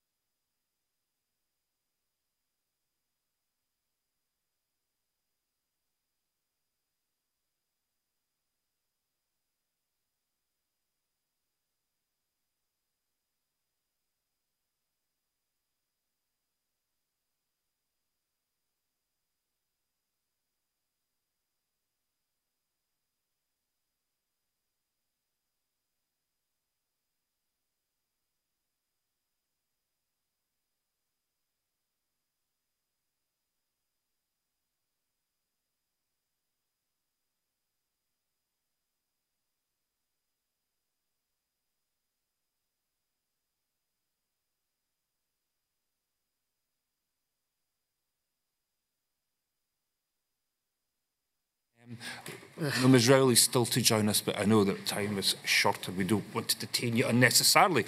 So thank you very much for appearing and helping us out in our Agriculture in Scotland inquiry. Maybe just for our records, who you are, who you represent, and anything by way of a short introductory statement. And we'll go as is traditional from left to right. Mr Flanagan. Thank you. My name is Paul Flanagan. I work for Agriculture and Horticulture Development Board. While QMS is the levy body in Scotland for red meat, we're the levy body in Scotland for dairy, for potatoes, for cereals and for horticulture. Our aim in AHDB is to inspire our industry to succeed in a rapidly changing world. And while we're a non-departmental body, we're restricted in terms of what we can talk about in policy. We can detail some particular challenges we recognise in Scotland and recommend solutions. Thank you. I'm Anne Bruce. I'm a senior lecturer at the University of Edinburgh with a specialism in innovation in sustainable food systems. Thank you. Professor Keating. Michael Keating from the University of Aberdeen Centre on Constitutional Change. We've been doing a lot of work on Brexit and the devolution settlement in the UK. Agriculture is one of these areas, and I've been looking at scope for flexibility for the devolved in agricultural policy. I've been looking at frameworks, and I've been looking at finance, and I'd particularly like to say something about finance in the course of this. We most definitely want to hear from that, Professor Keating, and also the frameworks. Mr Thompson. I'm Stephen Thompson from Scotland's Rural College. I'm an agricultural economist who's been looking at agricultural policy issues for the last 20 to 25 years. I also have a role to play within the Safari Gateway team, which is the knowledge exchange team from Scotland's Environment Food Agricultural Research Institute, which is the government-funded, Scottish Government-funded strategic research programme, where I also work on specific issues to do with rural industries. And I'm also a non-executive director at SRUC just now as well. Grateful, and thank you ever so much for those concise contributions. Just general questions to get things started so we could see what we do to interest further debate and discussion. What do you believe are the priorities for Scottish agriculture? We've got, obviously, we're leaving the European Union, we'll no longer be subject to the Common Agricultural Policy. We've seen the Agriculture Bill at Westminster. We now have plans for a Scottish bill to take agriculture forward. What do you think we should be doing, and what should the priorities be? And let me start with you, Professor Keating. Well, I was overhearing your previous session, and I'd go along with what the witnesses there were saying. It's moving away from this support-based system to agriculture to more a production-based model of agriculture, thinking about that, how that could be done. And then, in relation to Scotland, thinking about the particular requirements of Scottish agriculture, because it is more dependent on support than agriculture in most of England, and there are specific conditions here, and agricultural policy and rural policy more generally may have a different remit in different parts of the United Kingdom. And particularly here, there's a question about maintaining the population in fragile communities. There's a strong social, cultural dimension that may be absent in other parts of the United Kingdom. It's also true in Wales. And then thinking not just about agriculture, but the rural policy, the rural economy more generally. And again, I think those connections may be a little bit different in Scotland from what they are elsewhere in the UK. Grateful. Dr. Bruce. So I would pick up some of the things that Michael Keating also said.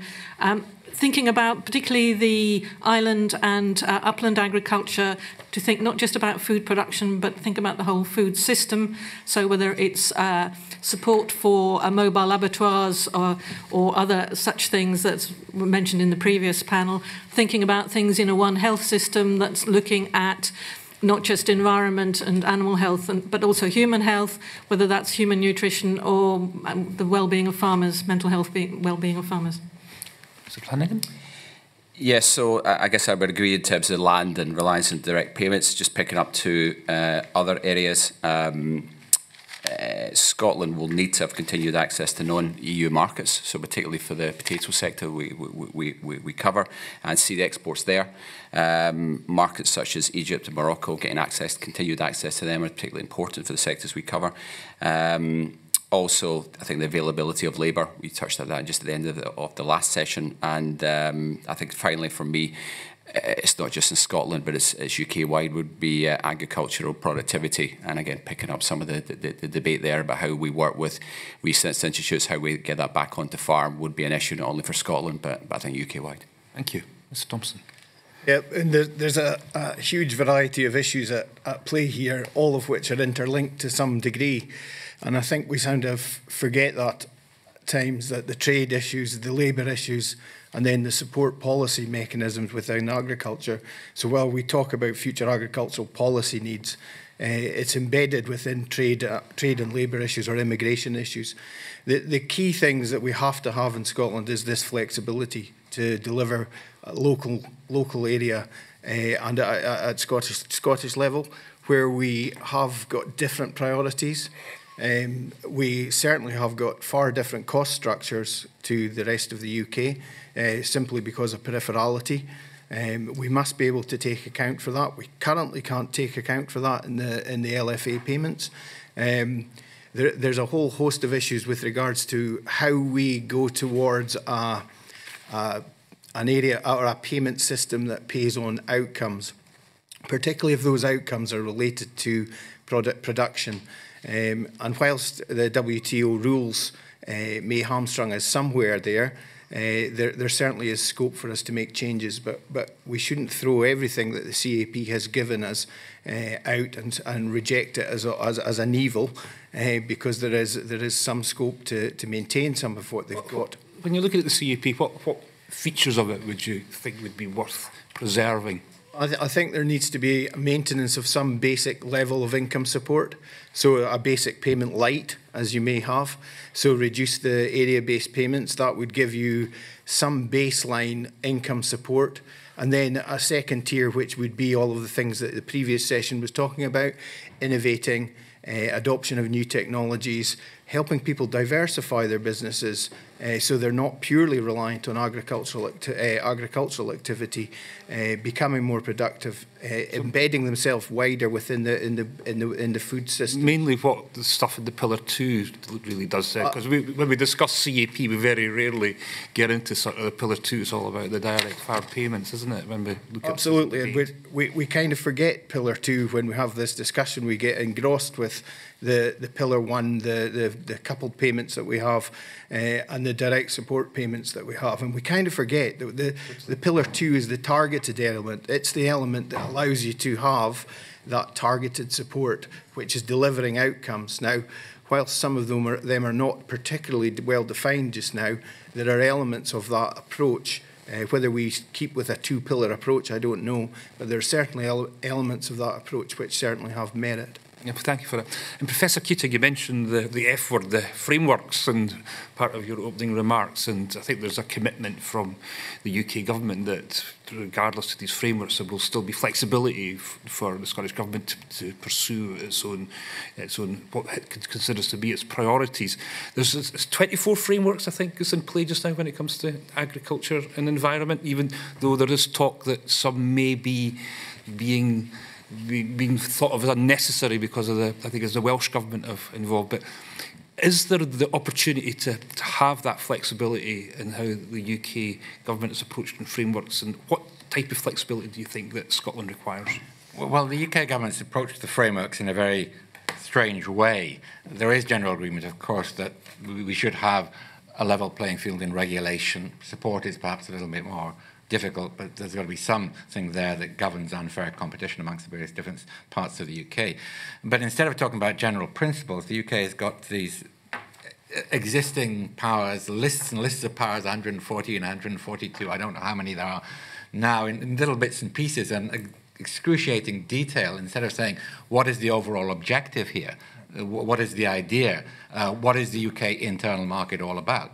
What is the basic principle underlying difference in support? We have differences in support at the moment. What should be there? That's one problem. So whatever list you get up could be both too narrow and too wide. And we don't know if we have trade deals, whether with the EU and third countries, what other requirements will come up through them? So the frameworks might have to change all the time and be updated. So we need to know how they're going to be made. The other problem is the concept of frameworks and what they mean, because the existing EU frameworks follow a particular regulatory style. They're negotiated intergovernmentally, they come down, they take the form of general principles and directives and so on. They are enforced by the Commission. The courts have a role. There's a principle of subsidiarity and proportionality to make sure they don't come too detailed. We have nothing whatever like that in the existing UK devolution settlement. And if we're going to have frameworks, we really need to think about that. And we also need to think about who makes the frameworks. Are they top-down? Are they made by the UK? Is it the intergovernment mechanism, what we've got at the moment, that gives the UK government the last word? And what role should the devolved have in the making of those frameworks? Whether they're legislative or non-legislative is a secondary consideration. The important thing is if they are legislative or non-legislative, they should be agreed and rather imposed. And there's a lot in that, and obviously we're doing another inquiry into intergovernmental relations where hopefully we'll be debating some of the big themes that you've mentioned. But given what you said, I mean, it's pretty easy to understand how you could have political disagreements and fallouts about this, which seems to have happened over the issues to do with frameworks. I mean, what do you see as the way forward to try and resolve some of the deadlock that we've got? Yeah, well, I could just add to that. Now, I will come to that. We're getting other frameworks coming down through the Agriculture Bill and through the Environment Bill as well. Extremely a separate process, so it becomes really confusing. I think instead of having all these different mechanisms and all these different consent mechanisms, we really need to think about what is the role of the devolved in these new competences and these competences more generally. Have a system, some system, and the details we can talk about where there is a forum in which the various governments can consider broad policy issues as well as detailed matters, in which there is some kind of arbiter, there's some place there where somebody can provide a common evidence base, and then there can be an agreement. Now, some people say, well, the Welsh government has suggested this, we should have a voting mechanism, that there may be merit in that, but some way in which we can avoid simply the UK having the last word always. And then, of course, the point you make is absolutely right. Some of these matters are just technical, but some of them are very political, yes, and they involve matters of political judgment, and you can't do that simply through a mechanism. You've got to have a political forum to deal with that. Thank you for that. Dr. Bruce, when we look at the UK's agricultural bill, I mean, it seems to be moving on from CAP payments to a form of payments which would reward good environmental practice, sustainability. I think we've heard comments from the Scottish Cabinet Secretary that he's looking to pursue a policy which would reward increased productivity. I mean, what do you see the way forward for Scotland? What do you make of what the agricultural bill in the UK is doing, and what do we need to do in terms of framing what we do to move on from direct CAP payments? So I'm not sure that productivity and environmental concerns are necessarily conflicting. I think the word flexibility was used a lot in the previous panel, and I think I would agree with that, because, as was said, the areas vary hugely within Scotland in their resources, in terms of what they can do, what skills they have. And if you want people to innovate, you need to give them the flexibility to be able to do what they think they're capable of doing and to pursue ideas that you maybe haven't thought of.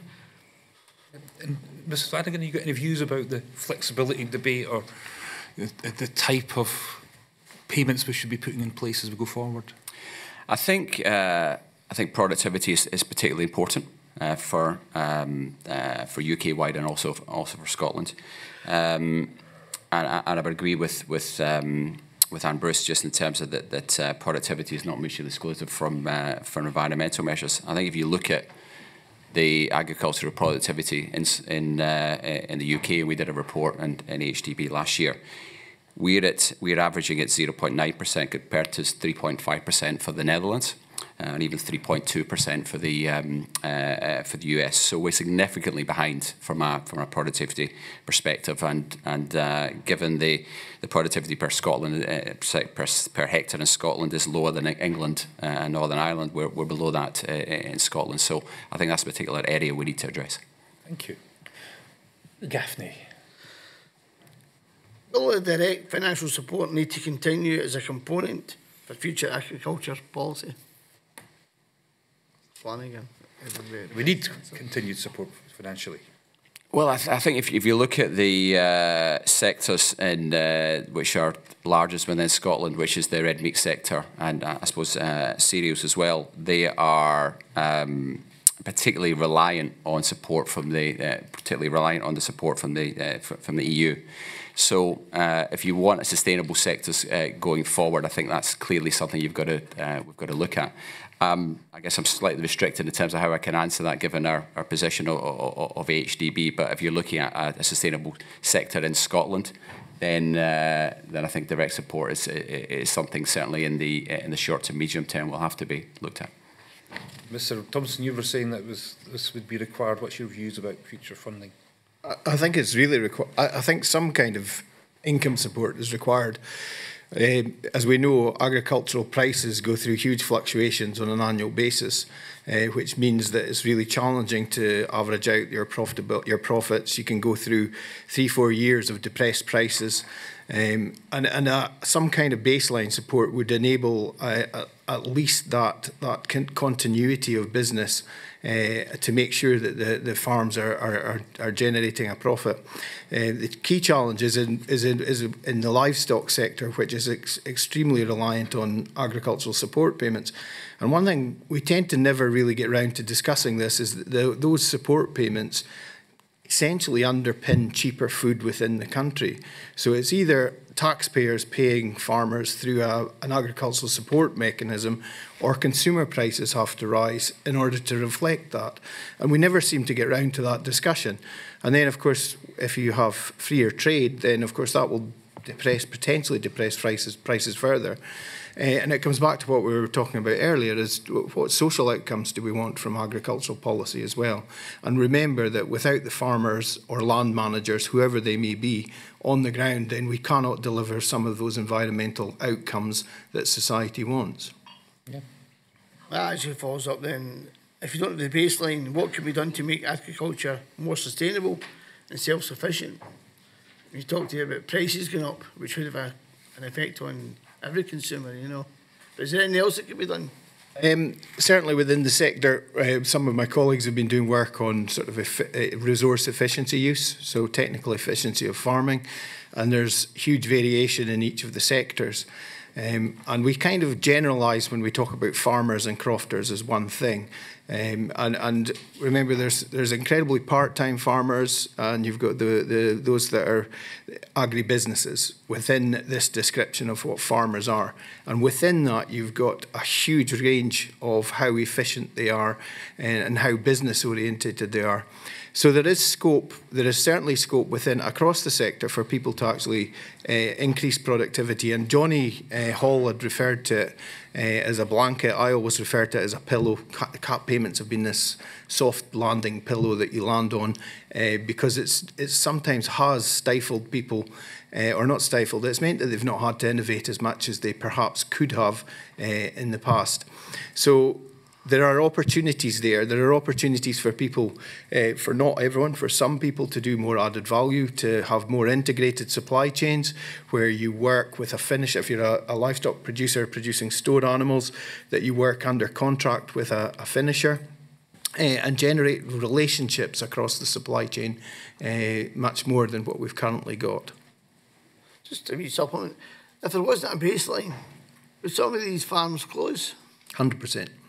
Unless you replaced it with something else. And if you replace it with something else that's purely outcome focused, the nature of agriculture means that the weather patterns come in. Natural events sometimes take course. Disease outbreaks, animals die for various different reasons. The weather can have tremendous effects on your output and your outcomes. So if you're totally outcome focused, then we have to have flexibility in that to account for nature as well. Yeah, just in answer to that question, we looked at the characteristics of the top 25% of farmers in across all the sectors we operate in, and we also did a piece of work with QMS, particularly in Scotland, the livestock sectors. And there was 8 characteristics of those top 25% farmers. So 1, minimise overhead costs. 2, set goals and compare budgets. 3, compare yourself with others. So benchmark is critical. Understand your market requirements. So the same as Stephen talked about. Detail in every aspect of what you do. A mindset for change. You talked about this your last panel. Continually improve people management and specialise. But I think on top of that, from an industry perspective, I think I talked a bit about productivity and where we sit, and we plateaued a bit there. And that's despite government putting in quite a significant amount of money in terms of research, so spending £450 million a year. There's also a fund, industrial strategy fund, £90 million. But the challenge we have is very fragmented. A lot of that research money goes to blue sky research, rather than research you can immediately apply onto farm. So I think we need that research to be much better coordinated and innovation perspective. And there needs to be a greater coordination of knowledge exchange. So using that research, working with the research institute, getting it onto farm, using people who can understand farmers, making sure you've got the network of that. I think undoubtedly there is skills for farmers. We need to make sure that is continually coming through. There's a lifelong career development in terms of skills. And also we look for opportunities just in terms of farmer-to-farmer learning as much as humanly possible, because I think from all the research we know that's the bit that actually cuts through. A farmer will go on, see an event on someone else's farm and think about that, listen to the farmer who had the event, and then implement them back in their own farm. Thanks very much for that. Neil Rowley.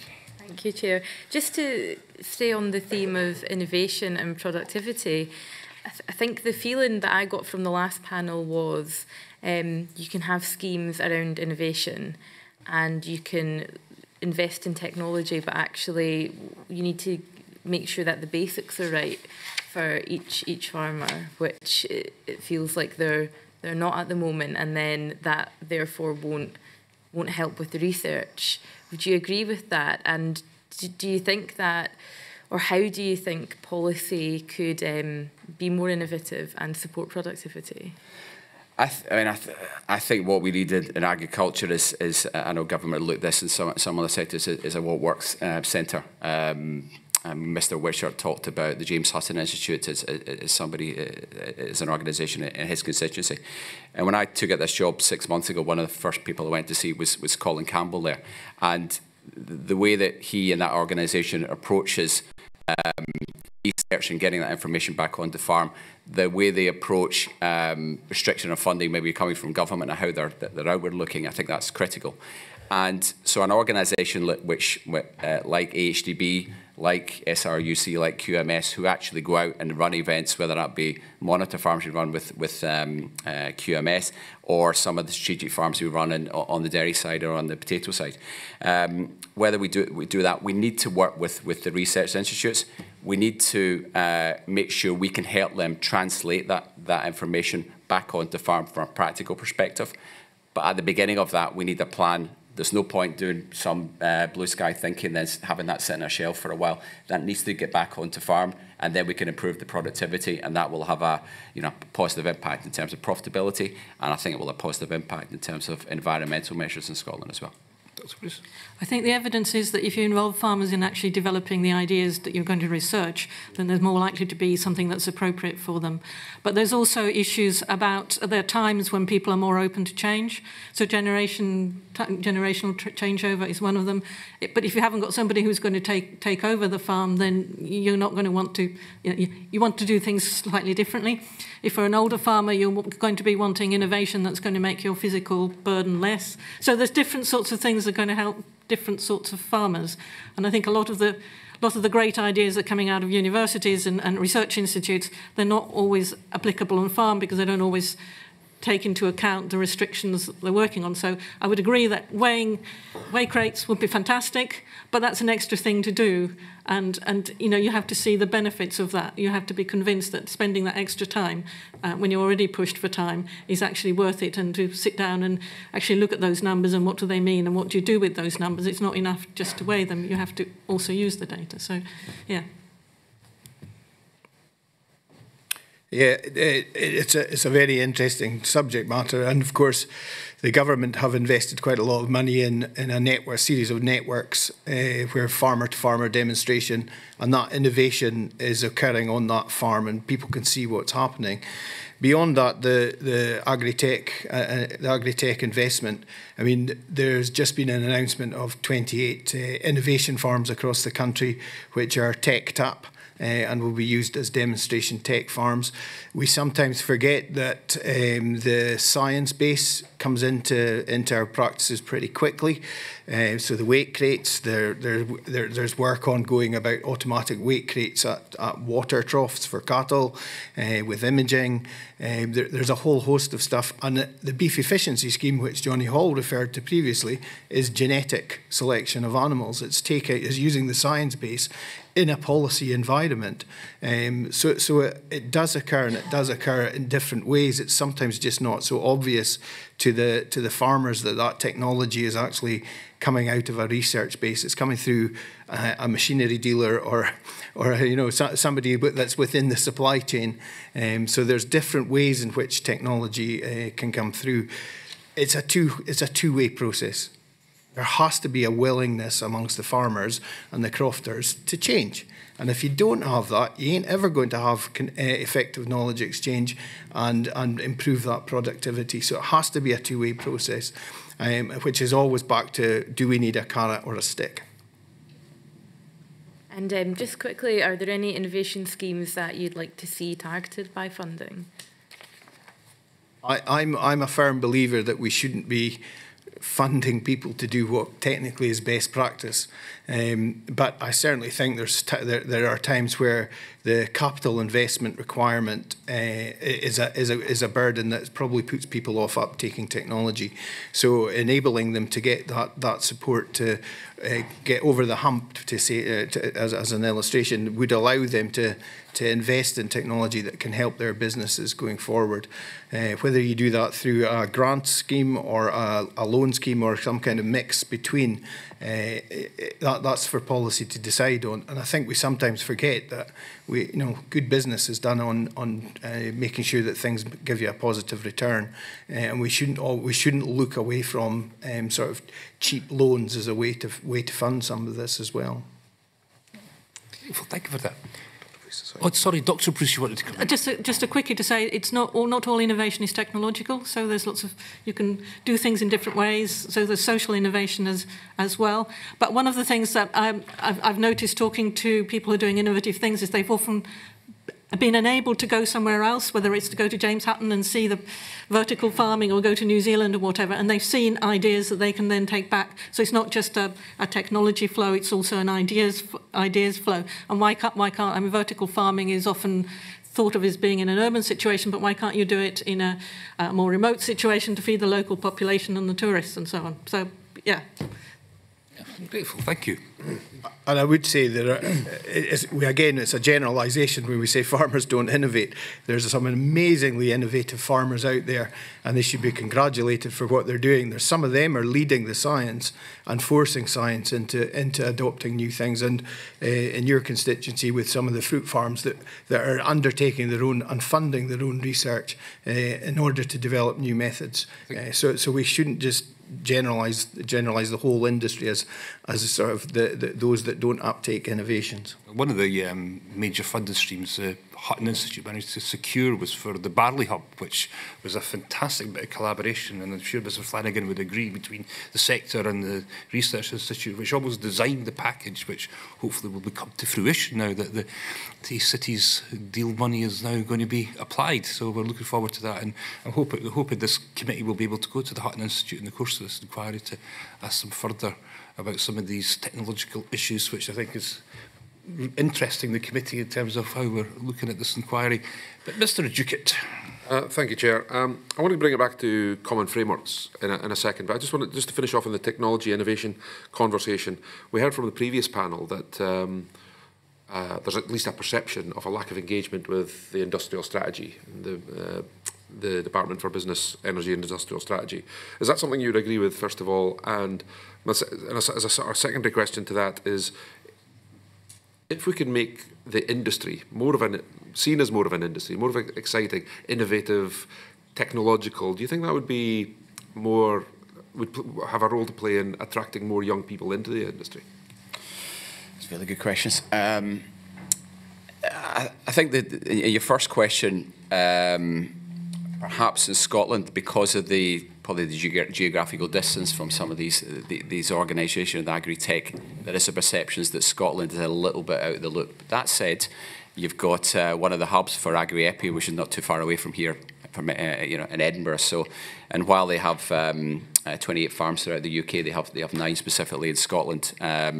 And HDB, I think it's maybe because somebody who used to work for us at HDB is now managing those farms UK-wide, Gavin Dick, that we are working pretty closely with them, because their focus is very much on the research side of it and checking different systems and working out how they can close the gaps between the results some people are getting, the results other people are getting. Our interest is how do we get that and use that for knowledge for knowledge exchange. So I think perhaps from a agri-tech perspective, we are part of the Food and Drink Sector Council, which is we're picking up this information in terms of the agri-tech centres and trying to pass that back through Scotland Food and Drink. So we've got somebody on the Scotland Food and Drink Board who can facilitate that information. I think more broadly, there is a significant, your second question, there is a significant challenge in terms of how people perceive careers within agriculture. And I think, to be honest, how we in agriculture, I'm thinking broadly in agriculture, promote ourselves to the wider world.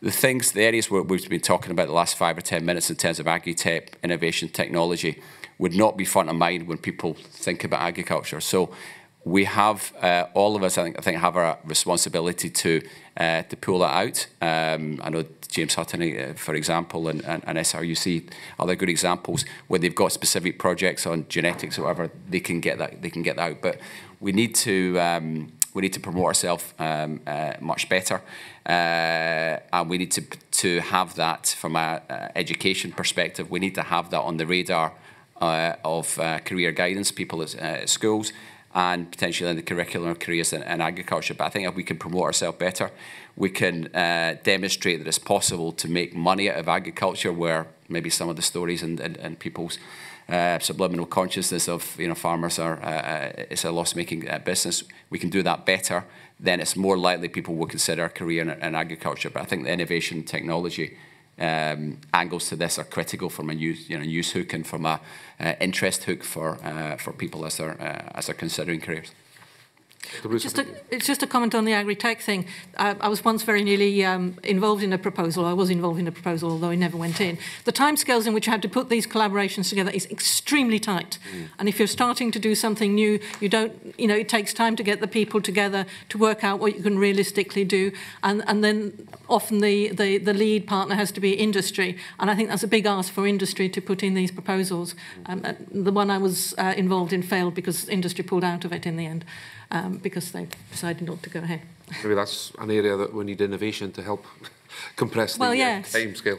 Well, yes, or to get to get the right sorts of collaborations together. Sorry, Mr. Thompson was what you're coming on. Oh, yeah, sorry. Yeah, the key thing, and Anne Bruce makes a very good point there, is the time frames, and we have to remember that these projects are sort of the first 3 years were basically an establishment phase. So it's been a case of capital expenditure, getting these things up and running, to which then hopefully you get the outcomes from that investment will flow in future years. We all know that research takes time, and then getting that information and results out to the industry is also takes time. So in future years, you will likely see adoption and greater adoption coming from technology. But we have to remember that beyond that, Scottish Government invests quite a lot of money into science base on an annual basis, and that science continues to flow through the sector. Okay. So going back to where I was heading was on the common frameworks. Well, Professor Keating, first of all, how would you say how should frameworks be designed and implemented most effectively to avoid inhibiting Scotland's ability to set its own agricultural policy? Well, by starting with some general principles, the internal market, regulatory needs, because regulatory needs are common, and then seeing how that will apply. The UK government started off with an unfortunate move, which was to try and re-reserve an awful lot of competences, and it's still got a bit of that in its formula. I think we took that off the table completely, because the powers are going to go back anyway, they promise us, and say the question is, what are the needs? That would be very useful. It would also be useful if there was some capacity somewhere for a shared knowledge base. What are the implications of things? Do we need harmonisation of regulation? Just where? Rather than counter claims. And this is something that's lacking in our intergovernmental machinery right across the board. Something like that, this is really how the EU works. And then put into that things like competition policy that is in a different box, but is going to affect agriculture. Environmental policy has got another bill. That's going to come into agricultural policy as well. And then realise that these common frameworks will need to be updated. And again, the model of trying to redistribute the competences to get it right is not going to work, because this is a shifting field. And then recognise that there are areas where there might be disagreement, particularly where social and economic criteria start to conflict, or where in England there might be a more market-oriented approach to rural policy, and here there might be a greater social dimension. What is the legitimate scope for disagreement there?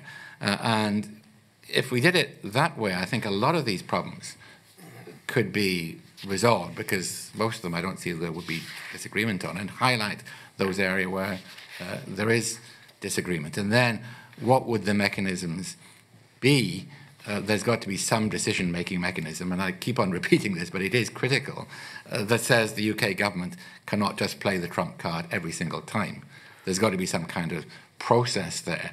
And then another thing that arises out of that, it's closely related, is where does England fit into this? Because we can know where the devolvers are coming from, we know who speaks for England. It has happened in the past when there's been a need. We've got a lot of experience of this in agriculture, because there's always been a need to have a single voice going into Europe. And sometimes there's been a mechanism, a junior minister speaks for England. It's never been properly codified. But you need to disentangle English interests from the broader UK interests. That's going to become much more important now. I had a follow-up question to that, which was, obviously much has been made of, at the moment, as the UK being a member state of the EU Commission acts as a kind of arbiter if there's any sort of helps, well, centralises everything and acts as an arbiter if there's any conflict between different member states. And I guess the possibly oversimplify simplistic question is, why can't the UK just take that role? But I think that the fact that England doesn't have it necessarily its own voice within the UK, as Scotland, Wales and Northern Ireland in theory does, is that what you're... That's partly, and you can't just replicate the EU model, because there are 27 member states. There will be 27. There are currently 28. So there's no question of one of them being bigger than all the others put together. And also because the European Commission has a role that we don't have, and probably nobody wants to have in the UK. It has the sole right to initiate legislation. It has regulatory powers and so on. Nobody's talked about reproducing that. But what they have been talking about is, yes, the need for somewhere in the Commission that is above the contending parties, that is independent, that has a knowledge base, that can, where necessary, arbitrate and facilitate solutions, come back with suggestions. That is what we don't have in our present settlement. There's a paper by the Royal Society of Edinburgh, I cite this because I was part of the group that produced it, that suggests something like that. Okay. While not saying they're going to be over and above, they're going to overrule, because these decisions must be taken by responsible politicians. So where was that paper from? It's the Royal Society of Edinburgh. It's on their website. But realising that politicians ultimately are responsible, nevertheless there's a role for somebody who can arbitrate, facilitate agreements and provide a common knowledge base. So I think we're all aware of the potential conflicts or the potential problem, but what would you suggest the role between the UK Parliament and the devolved administrations should be in scrutinising the operation of the common frameworks? That's a very important question, because once you get into these common framework and intergovernmental relations, you do lose transparency and accountability. That is very important. I think it's up to the parliaments themselves to call their ministers, because ultimately they will be responsible and they can't blame it on somebody else. You are responsible because you are part of that. There's scope for joint inquiries amongst the various devolved legislatures and Westminster. That's underexplored because there are political difficulties there, but there's a potential for there as well. But it's something that's going to be increasingly important. Okay.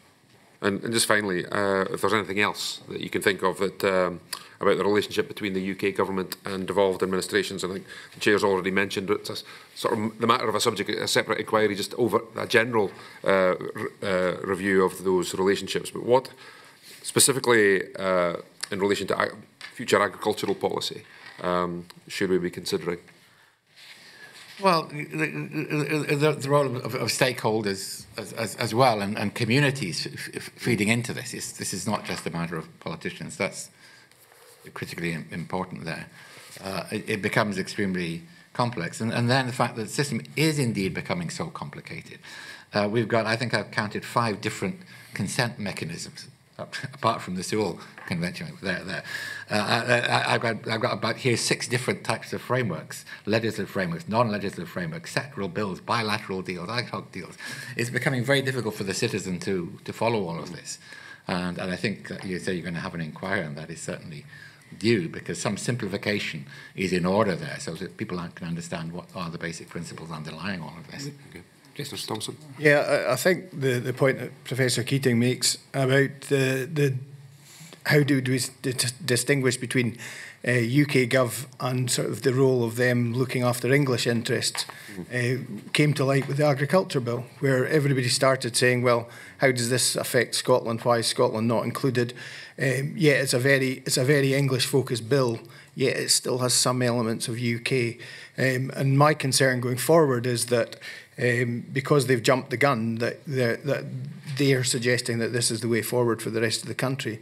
And that discussion about where our principles are and what our objectives are for policy haven't really been considered.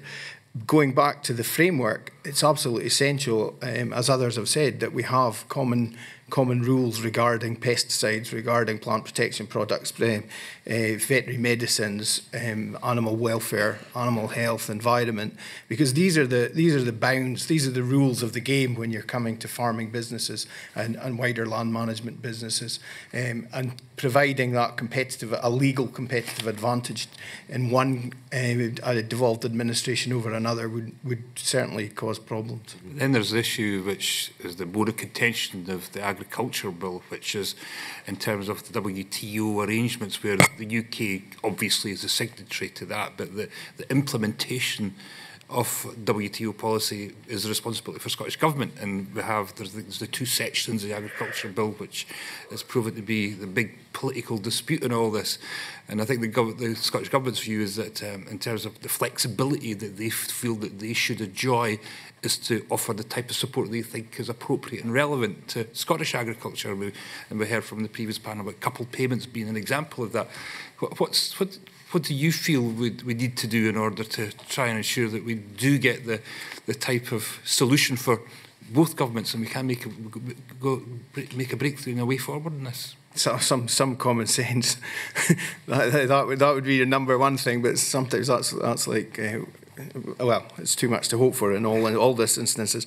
We need to have that flexibility. If the UK government would suddenly say that we cannot have coupled payments because they see it as a blue box or an amber box issue, then that really is going to hamstrung the Scottish Government in terms of how they see fit to deliver the needs for Scotland. Now, when we're talking about the needs for agriculture in Scotland, we tend to generalise this by talking about the beef industry or the sheep industry.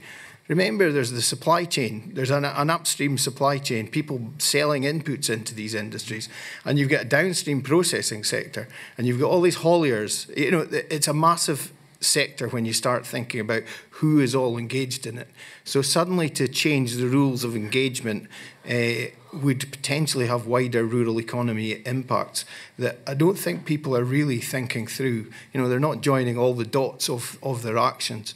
So somehow getting some consensus is going to be vital in this, particularly on the WTO issues, and making sure that we do have the flexibility. Interestingly, the UK government are already talking about some of their proposals in the agricultural bill would have to be amber box already. So the rules of the game may be changing already. Yeah, it's certainly a moving feast, as we say, when it comes to the agricultural bill. I don't know if anybody else has got any particular views.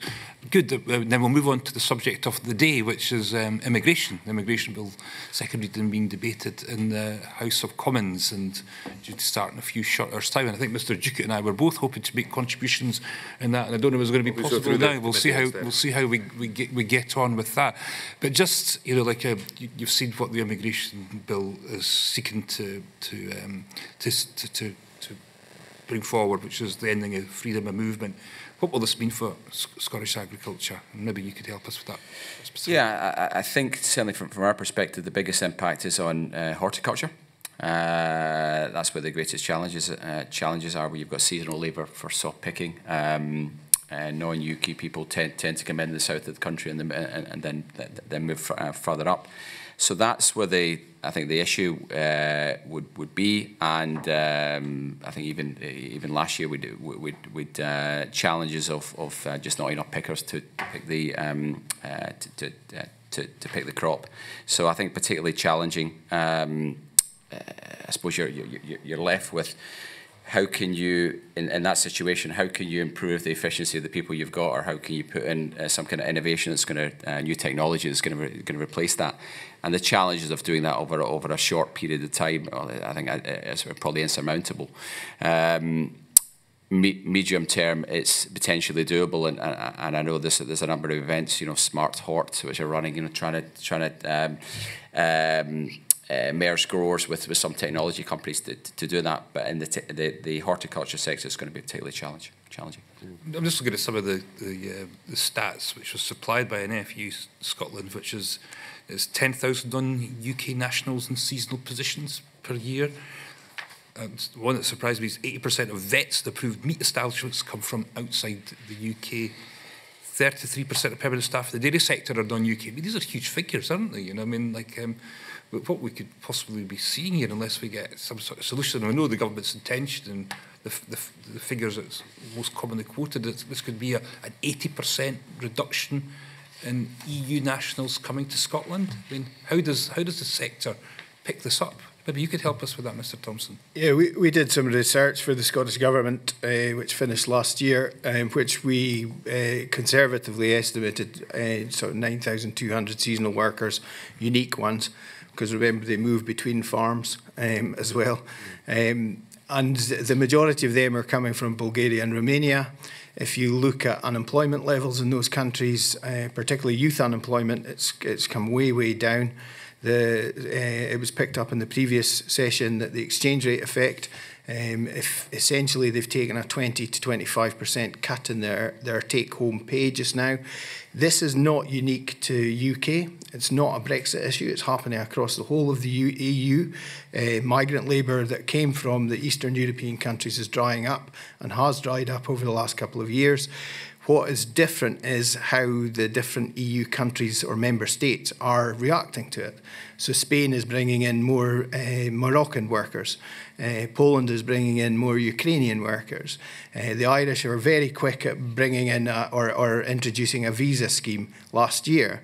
All of these things were as a result of the immediate shortage, whereas we've been faced with 2 years of shortage, 20% reduction in applicants. What happened last year was, when you speak to the soft fruit industry, that they had to employ older and older workers, less English skills, probably not as effective workers.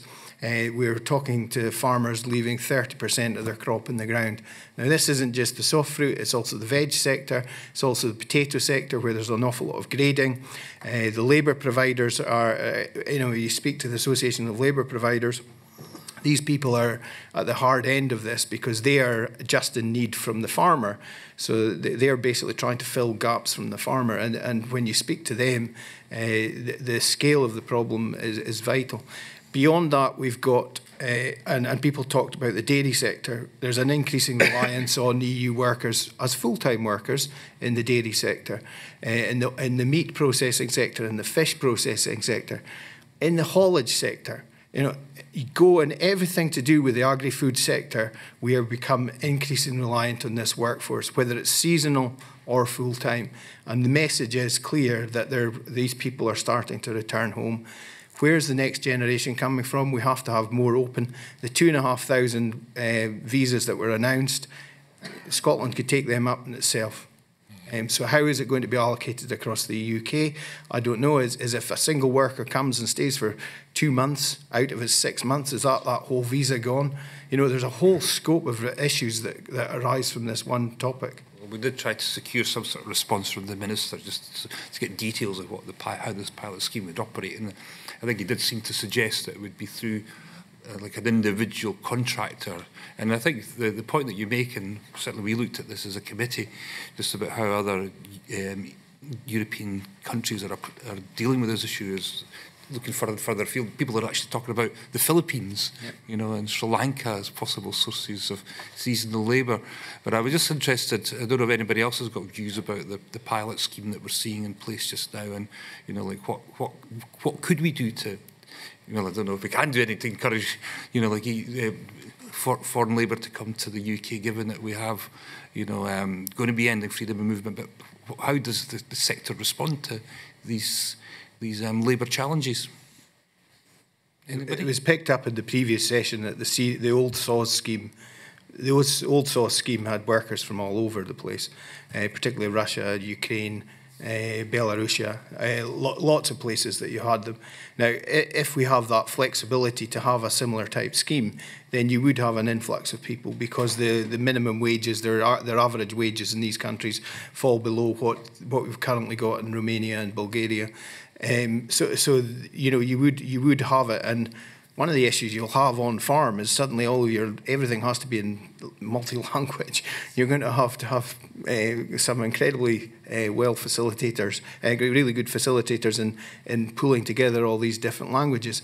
And I think it was a point that you raised earlier on, is that these people aren't all just in the field picking. If you look at some of the sort of the big fruit farms just now, these people are running these businesses. They're in the management structure. They've stayed for a number of years. They come back year after year after year, and are an integral part of successful agribusiness. Multi-million turnover businesses, and these people are helping manage and run these businesses.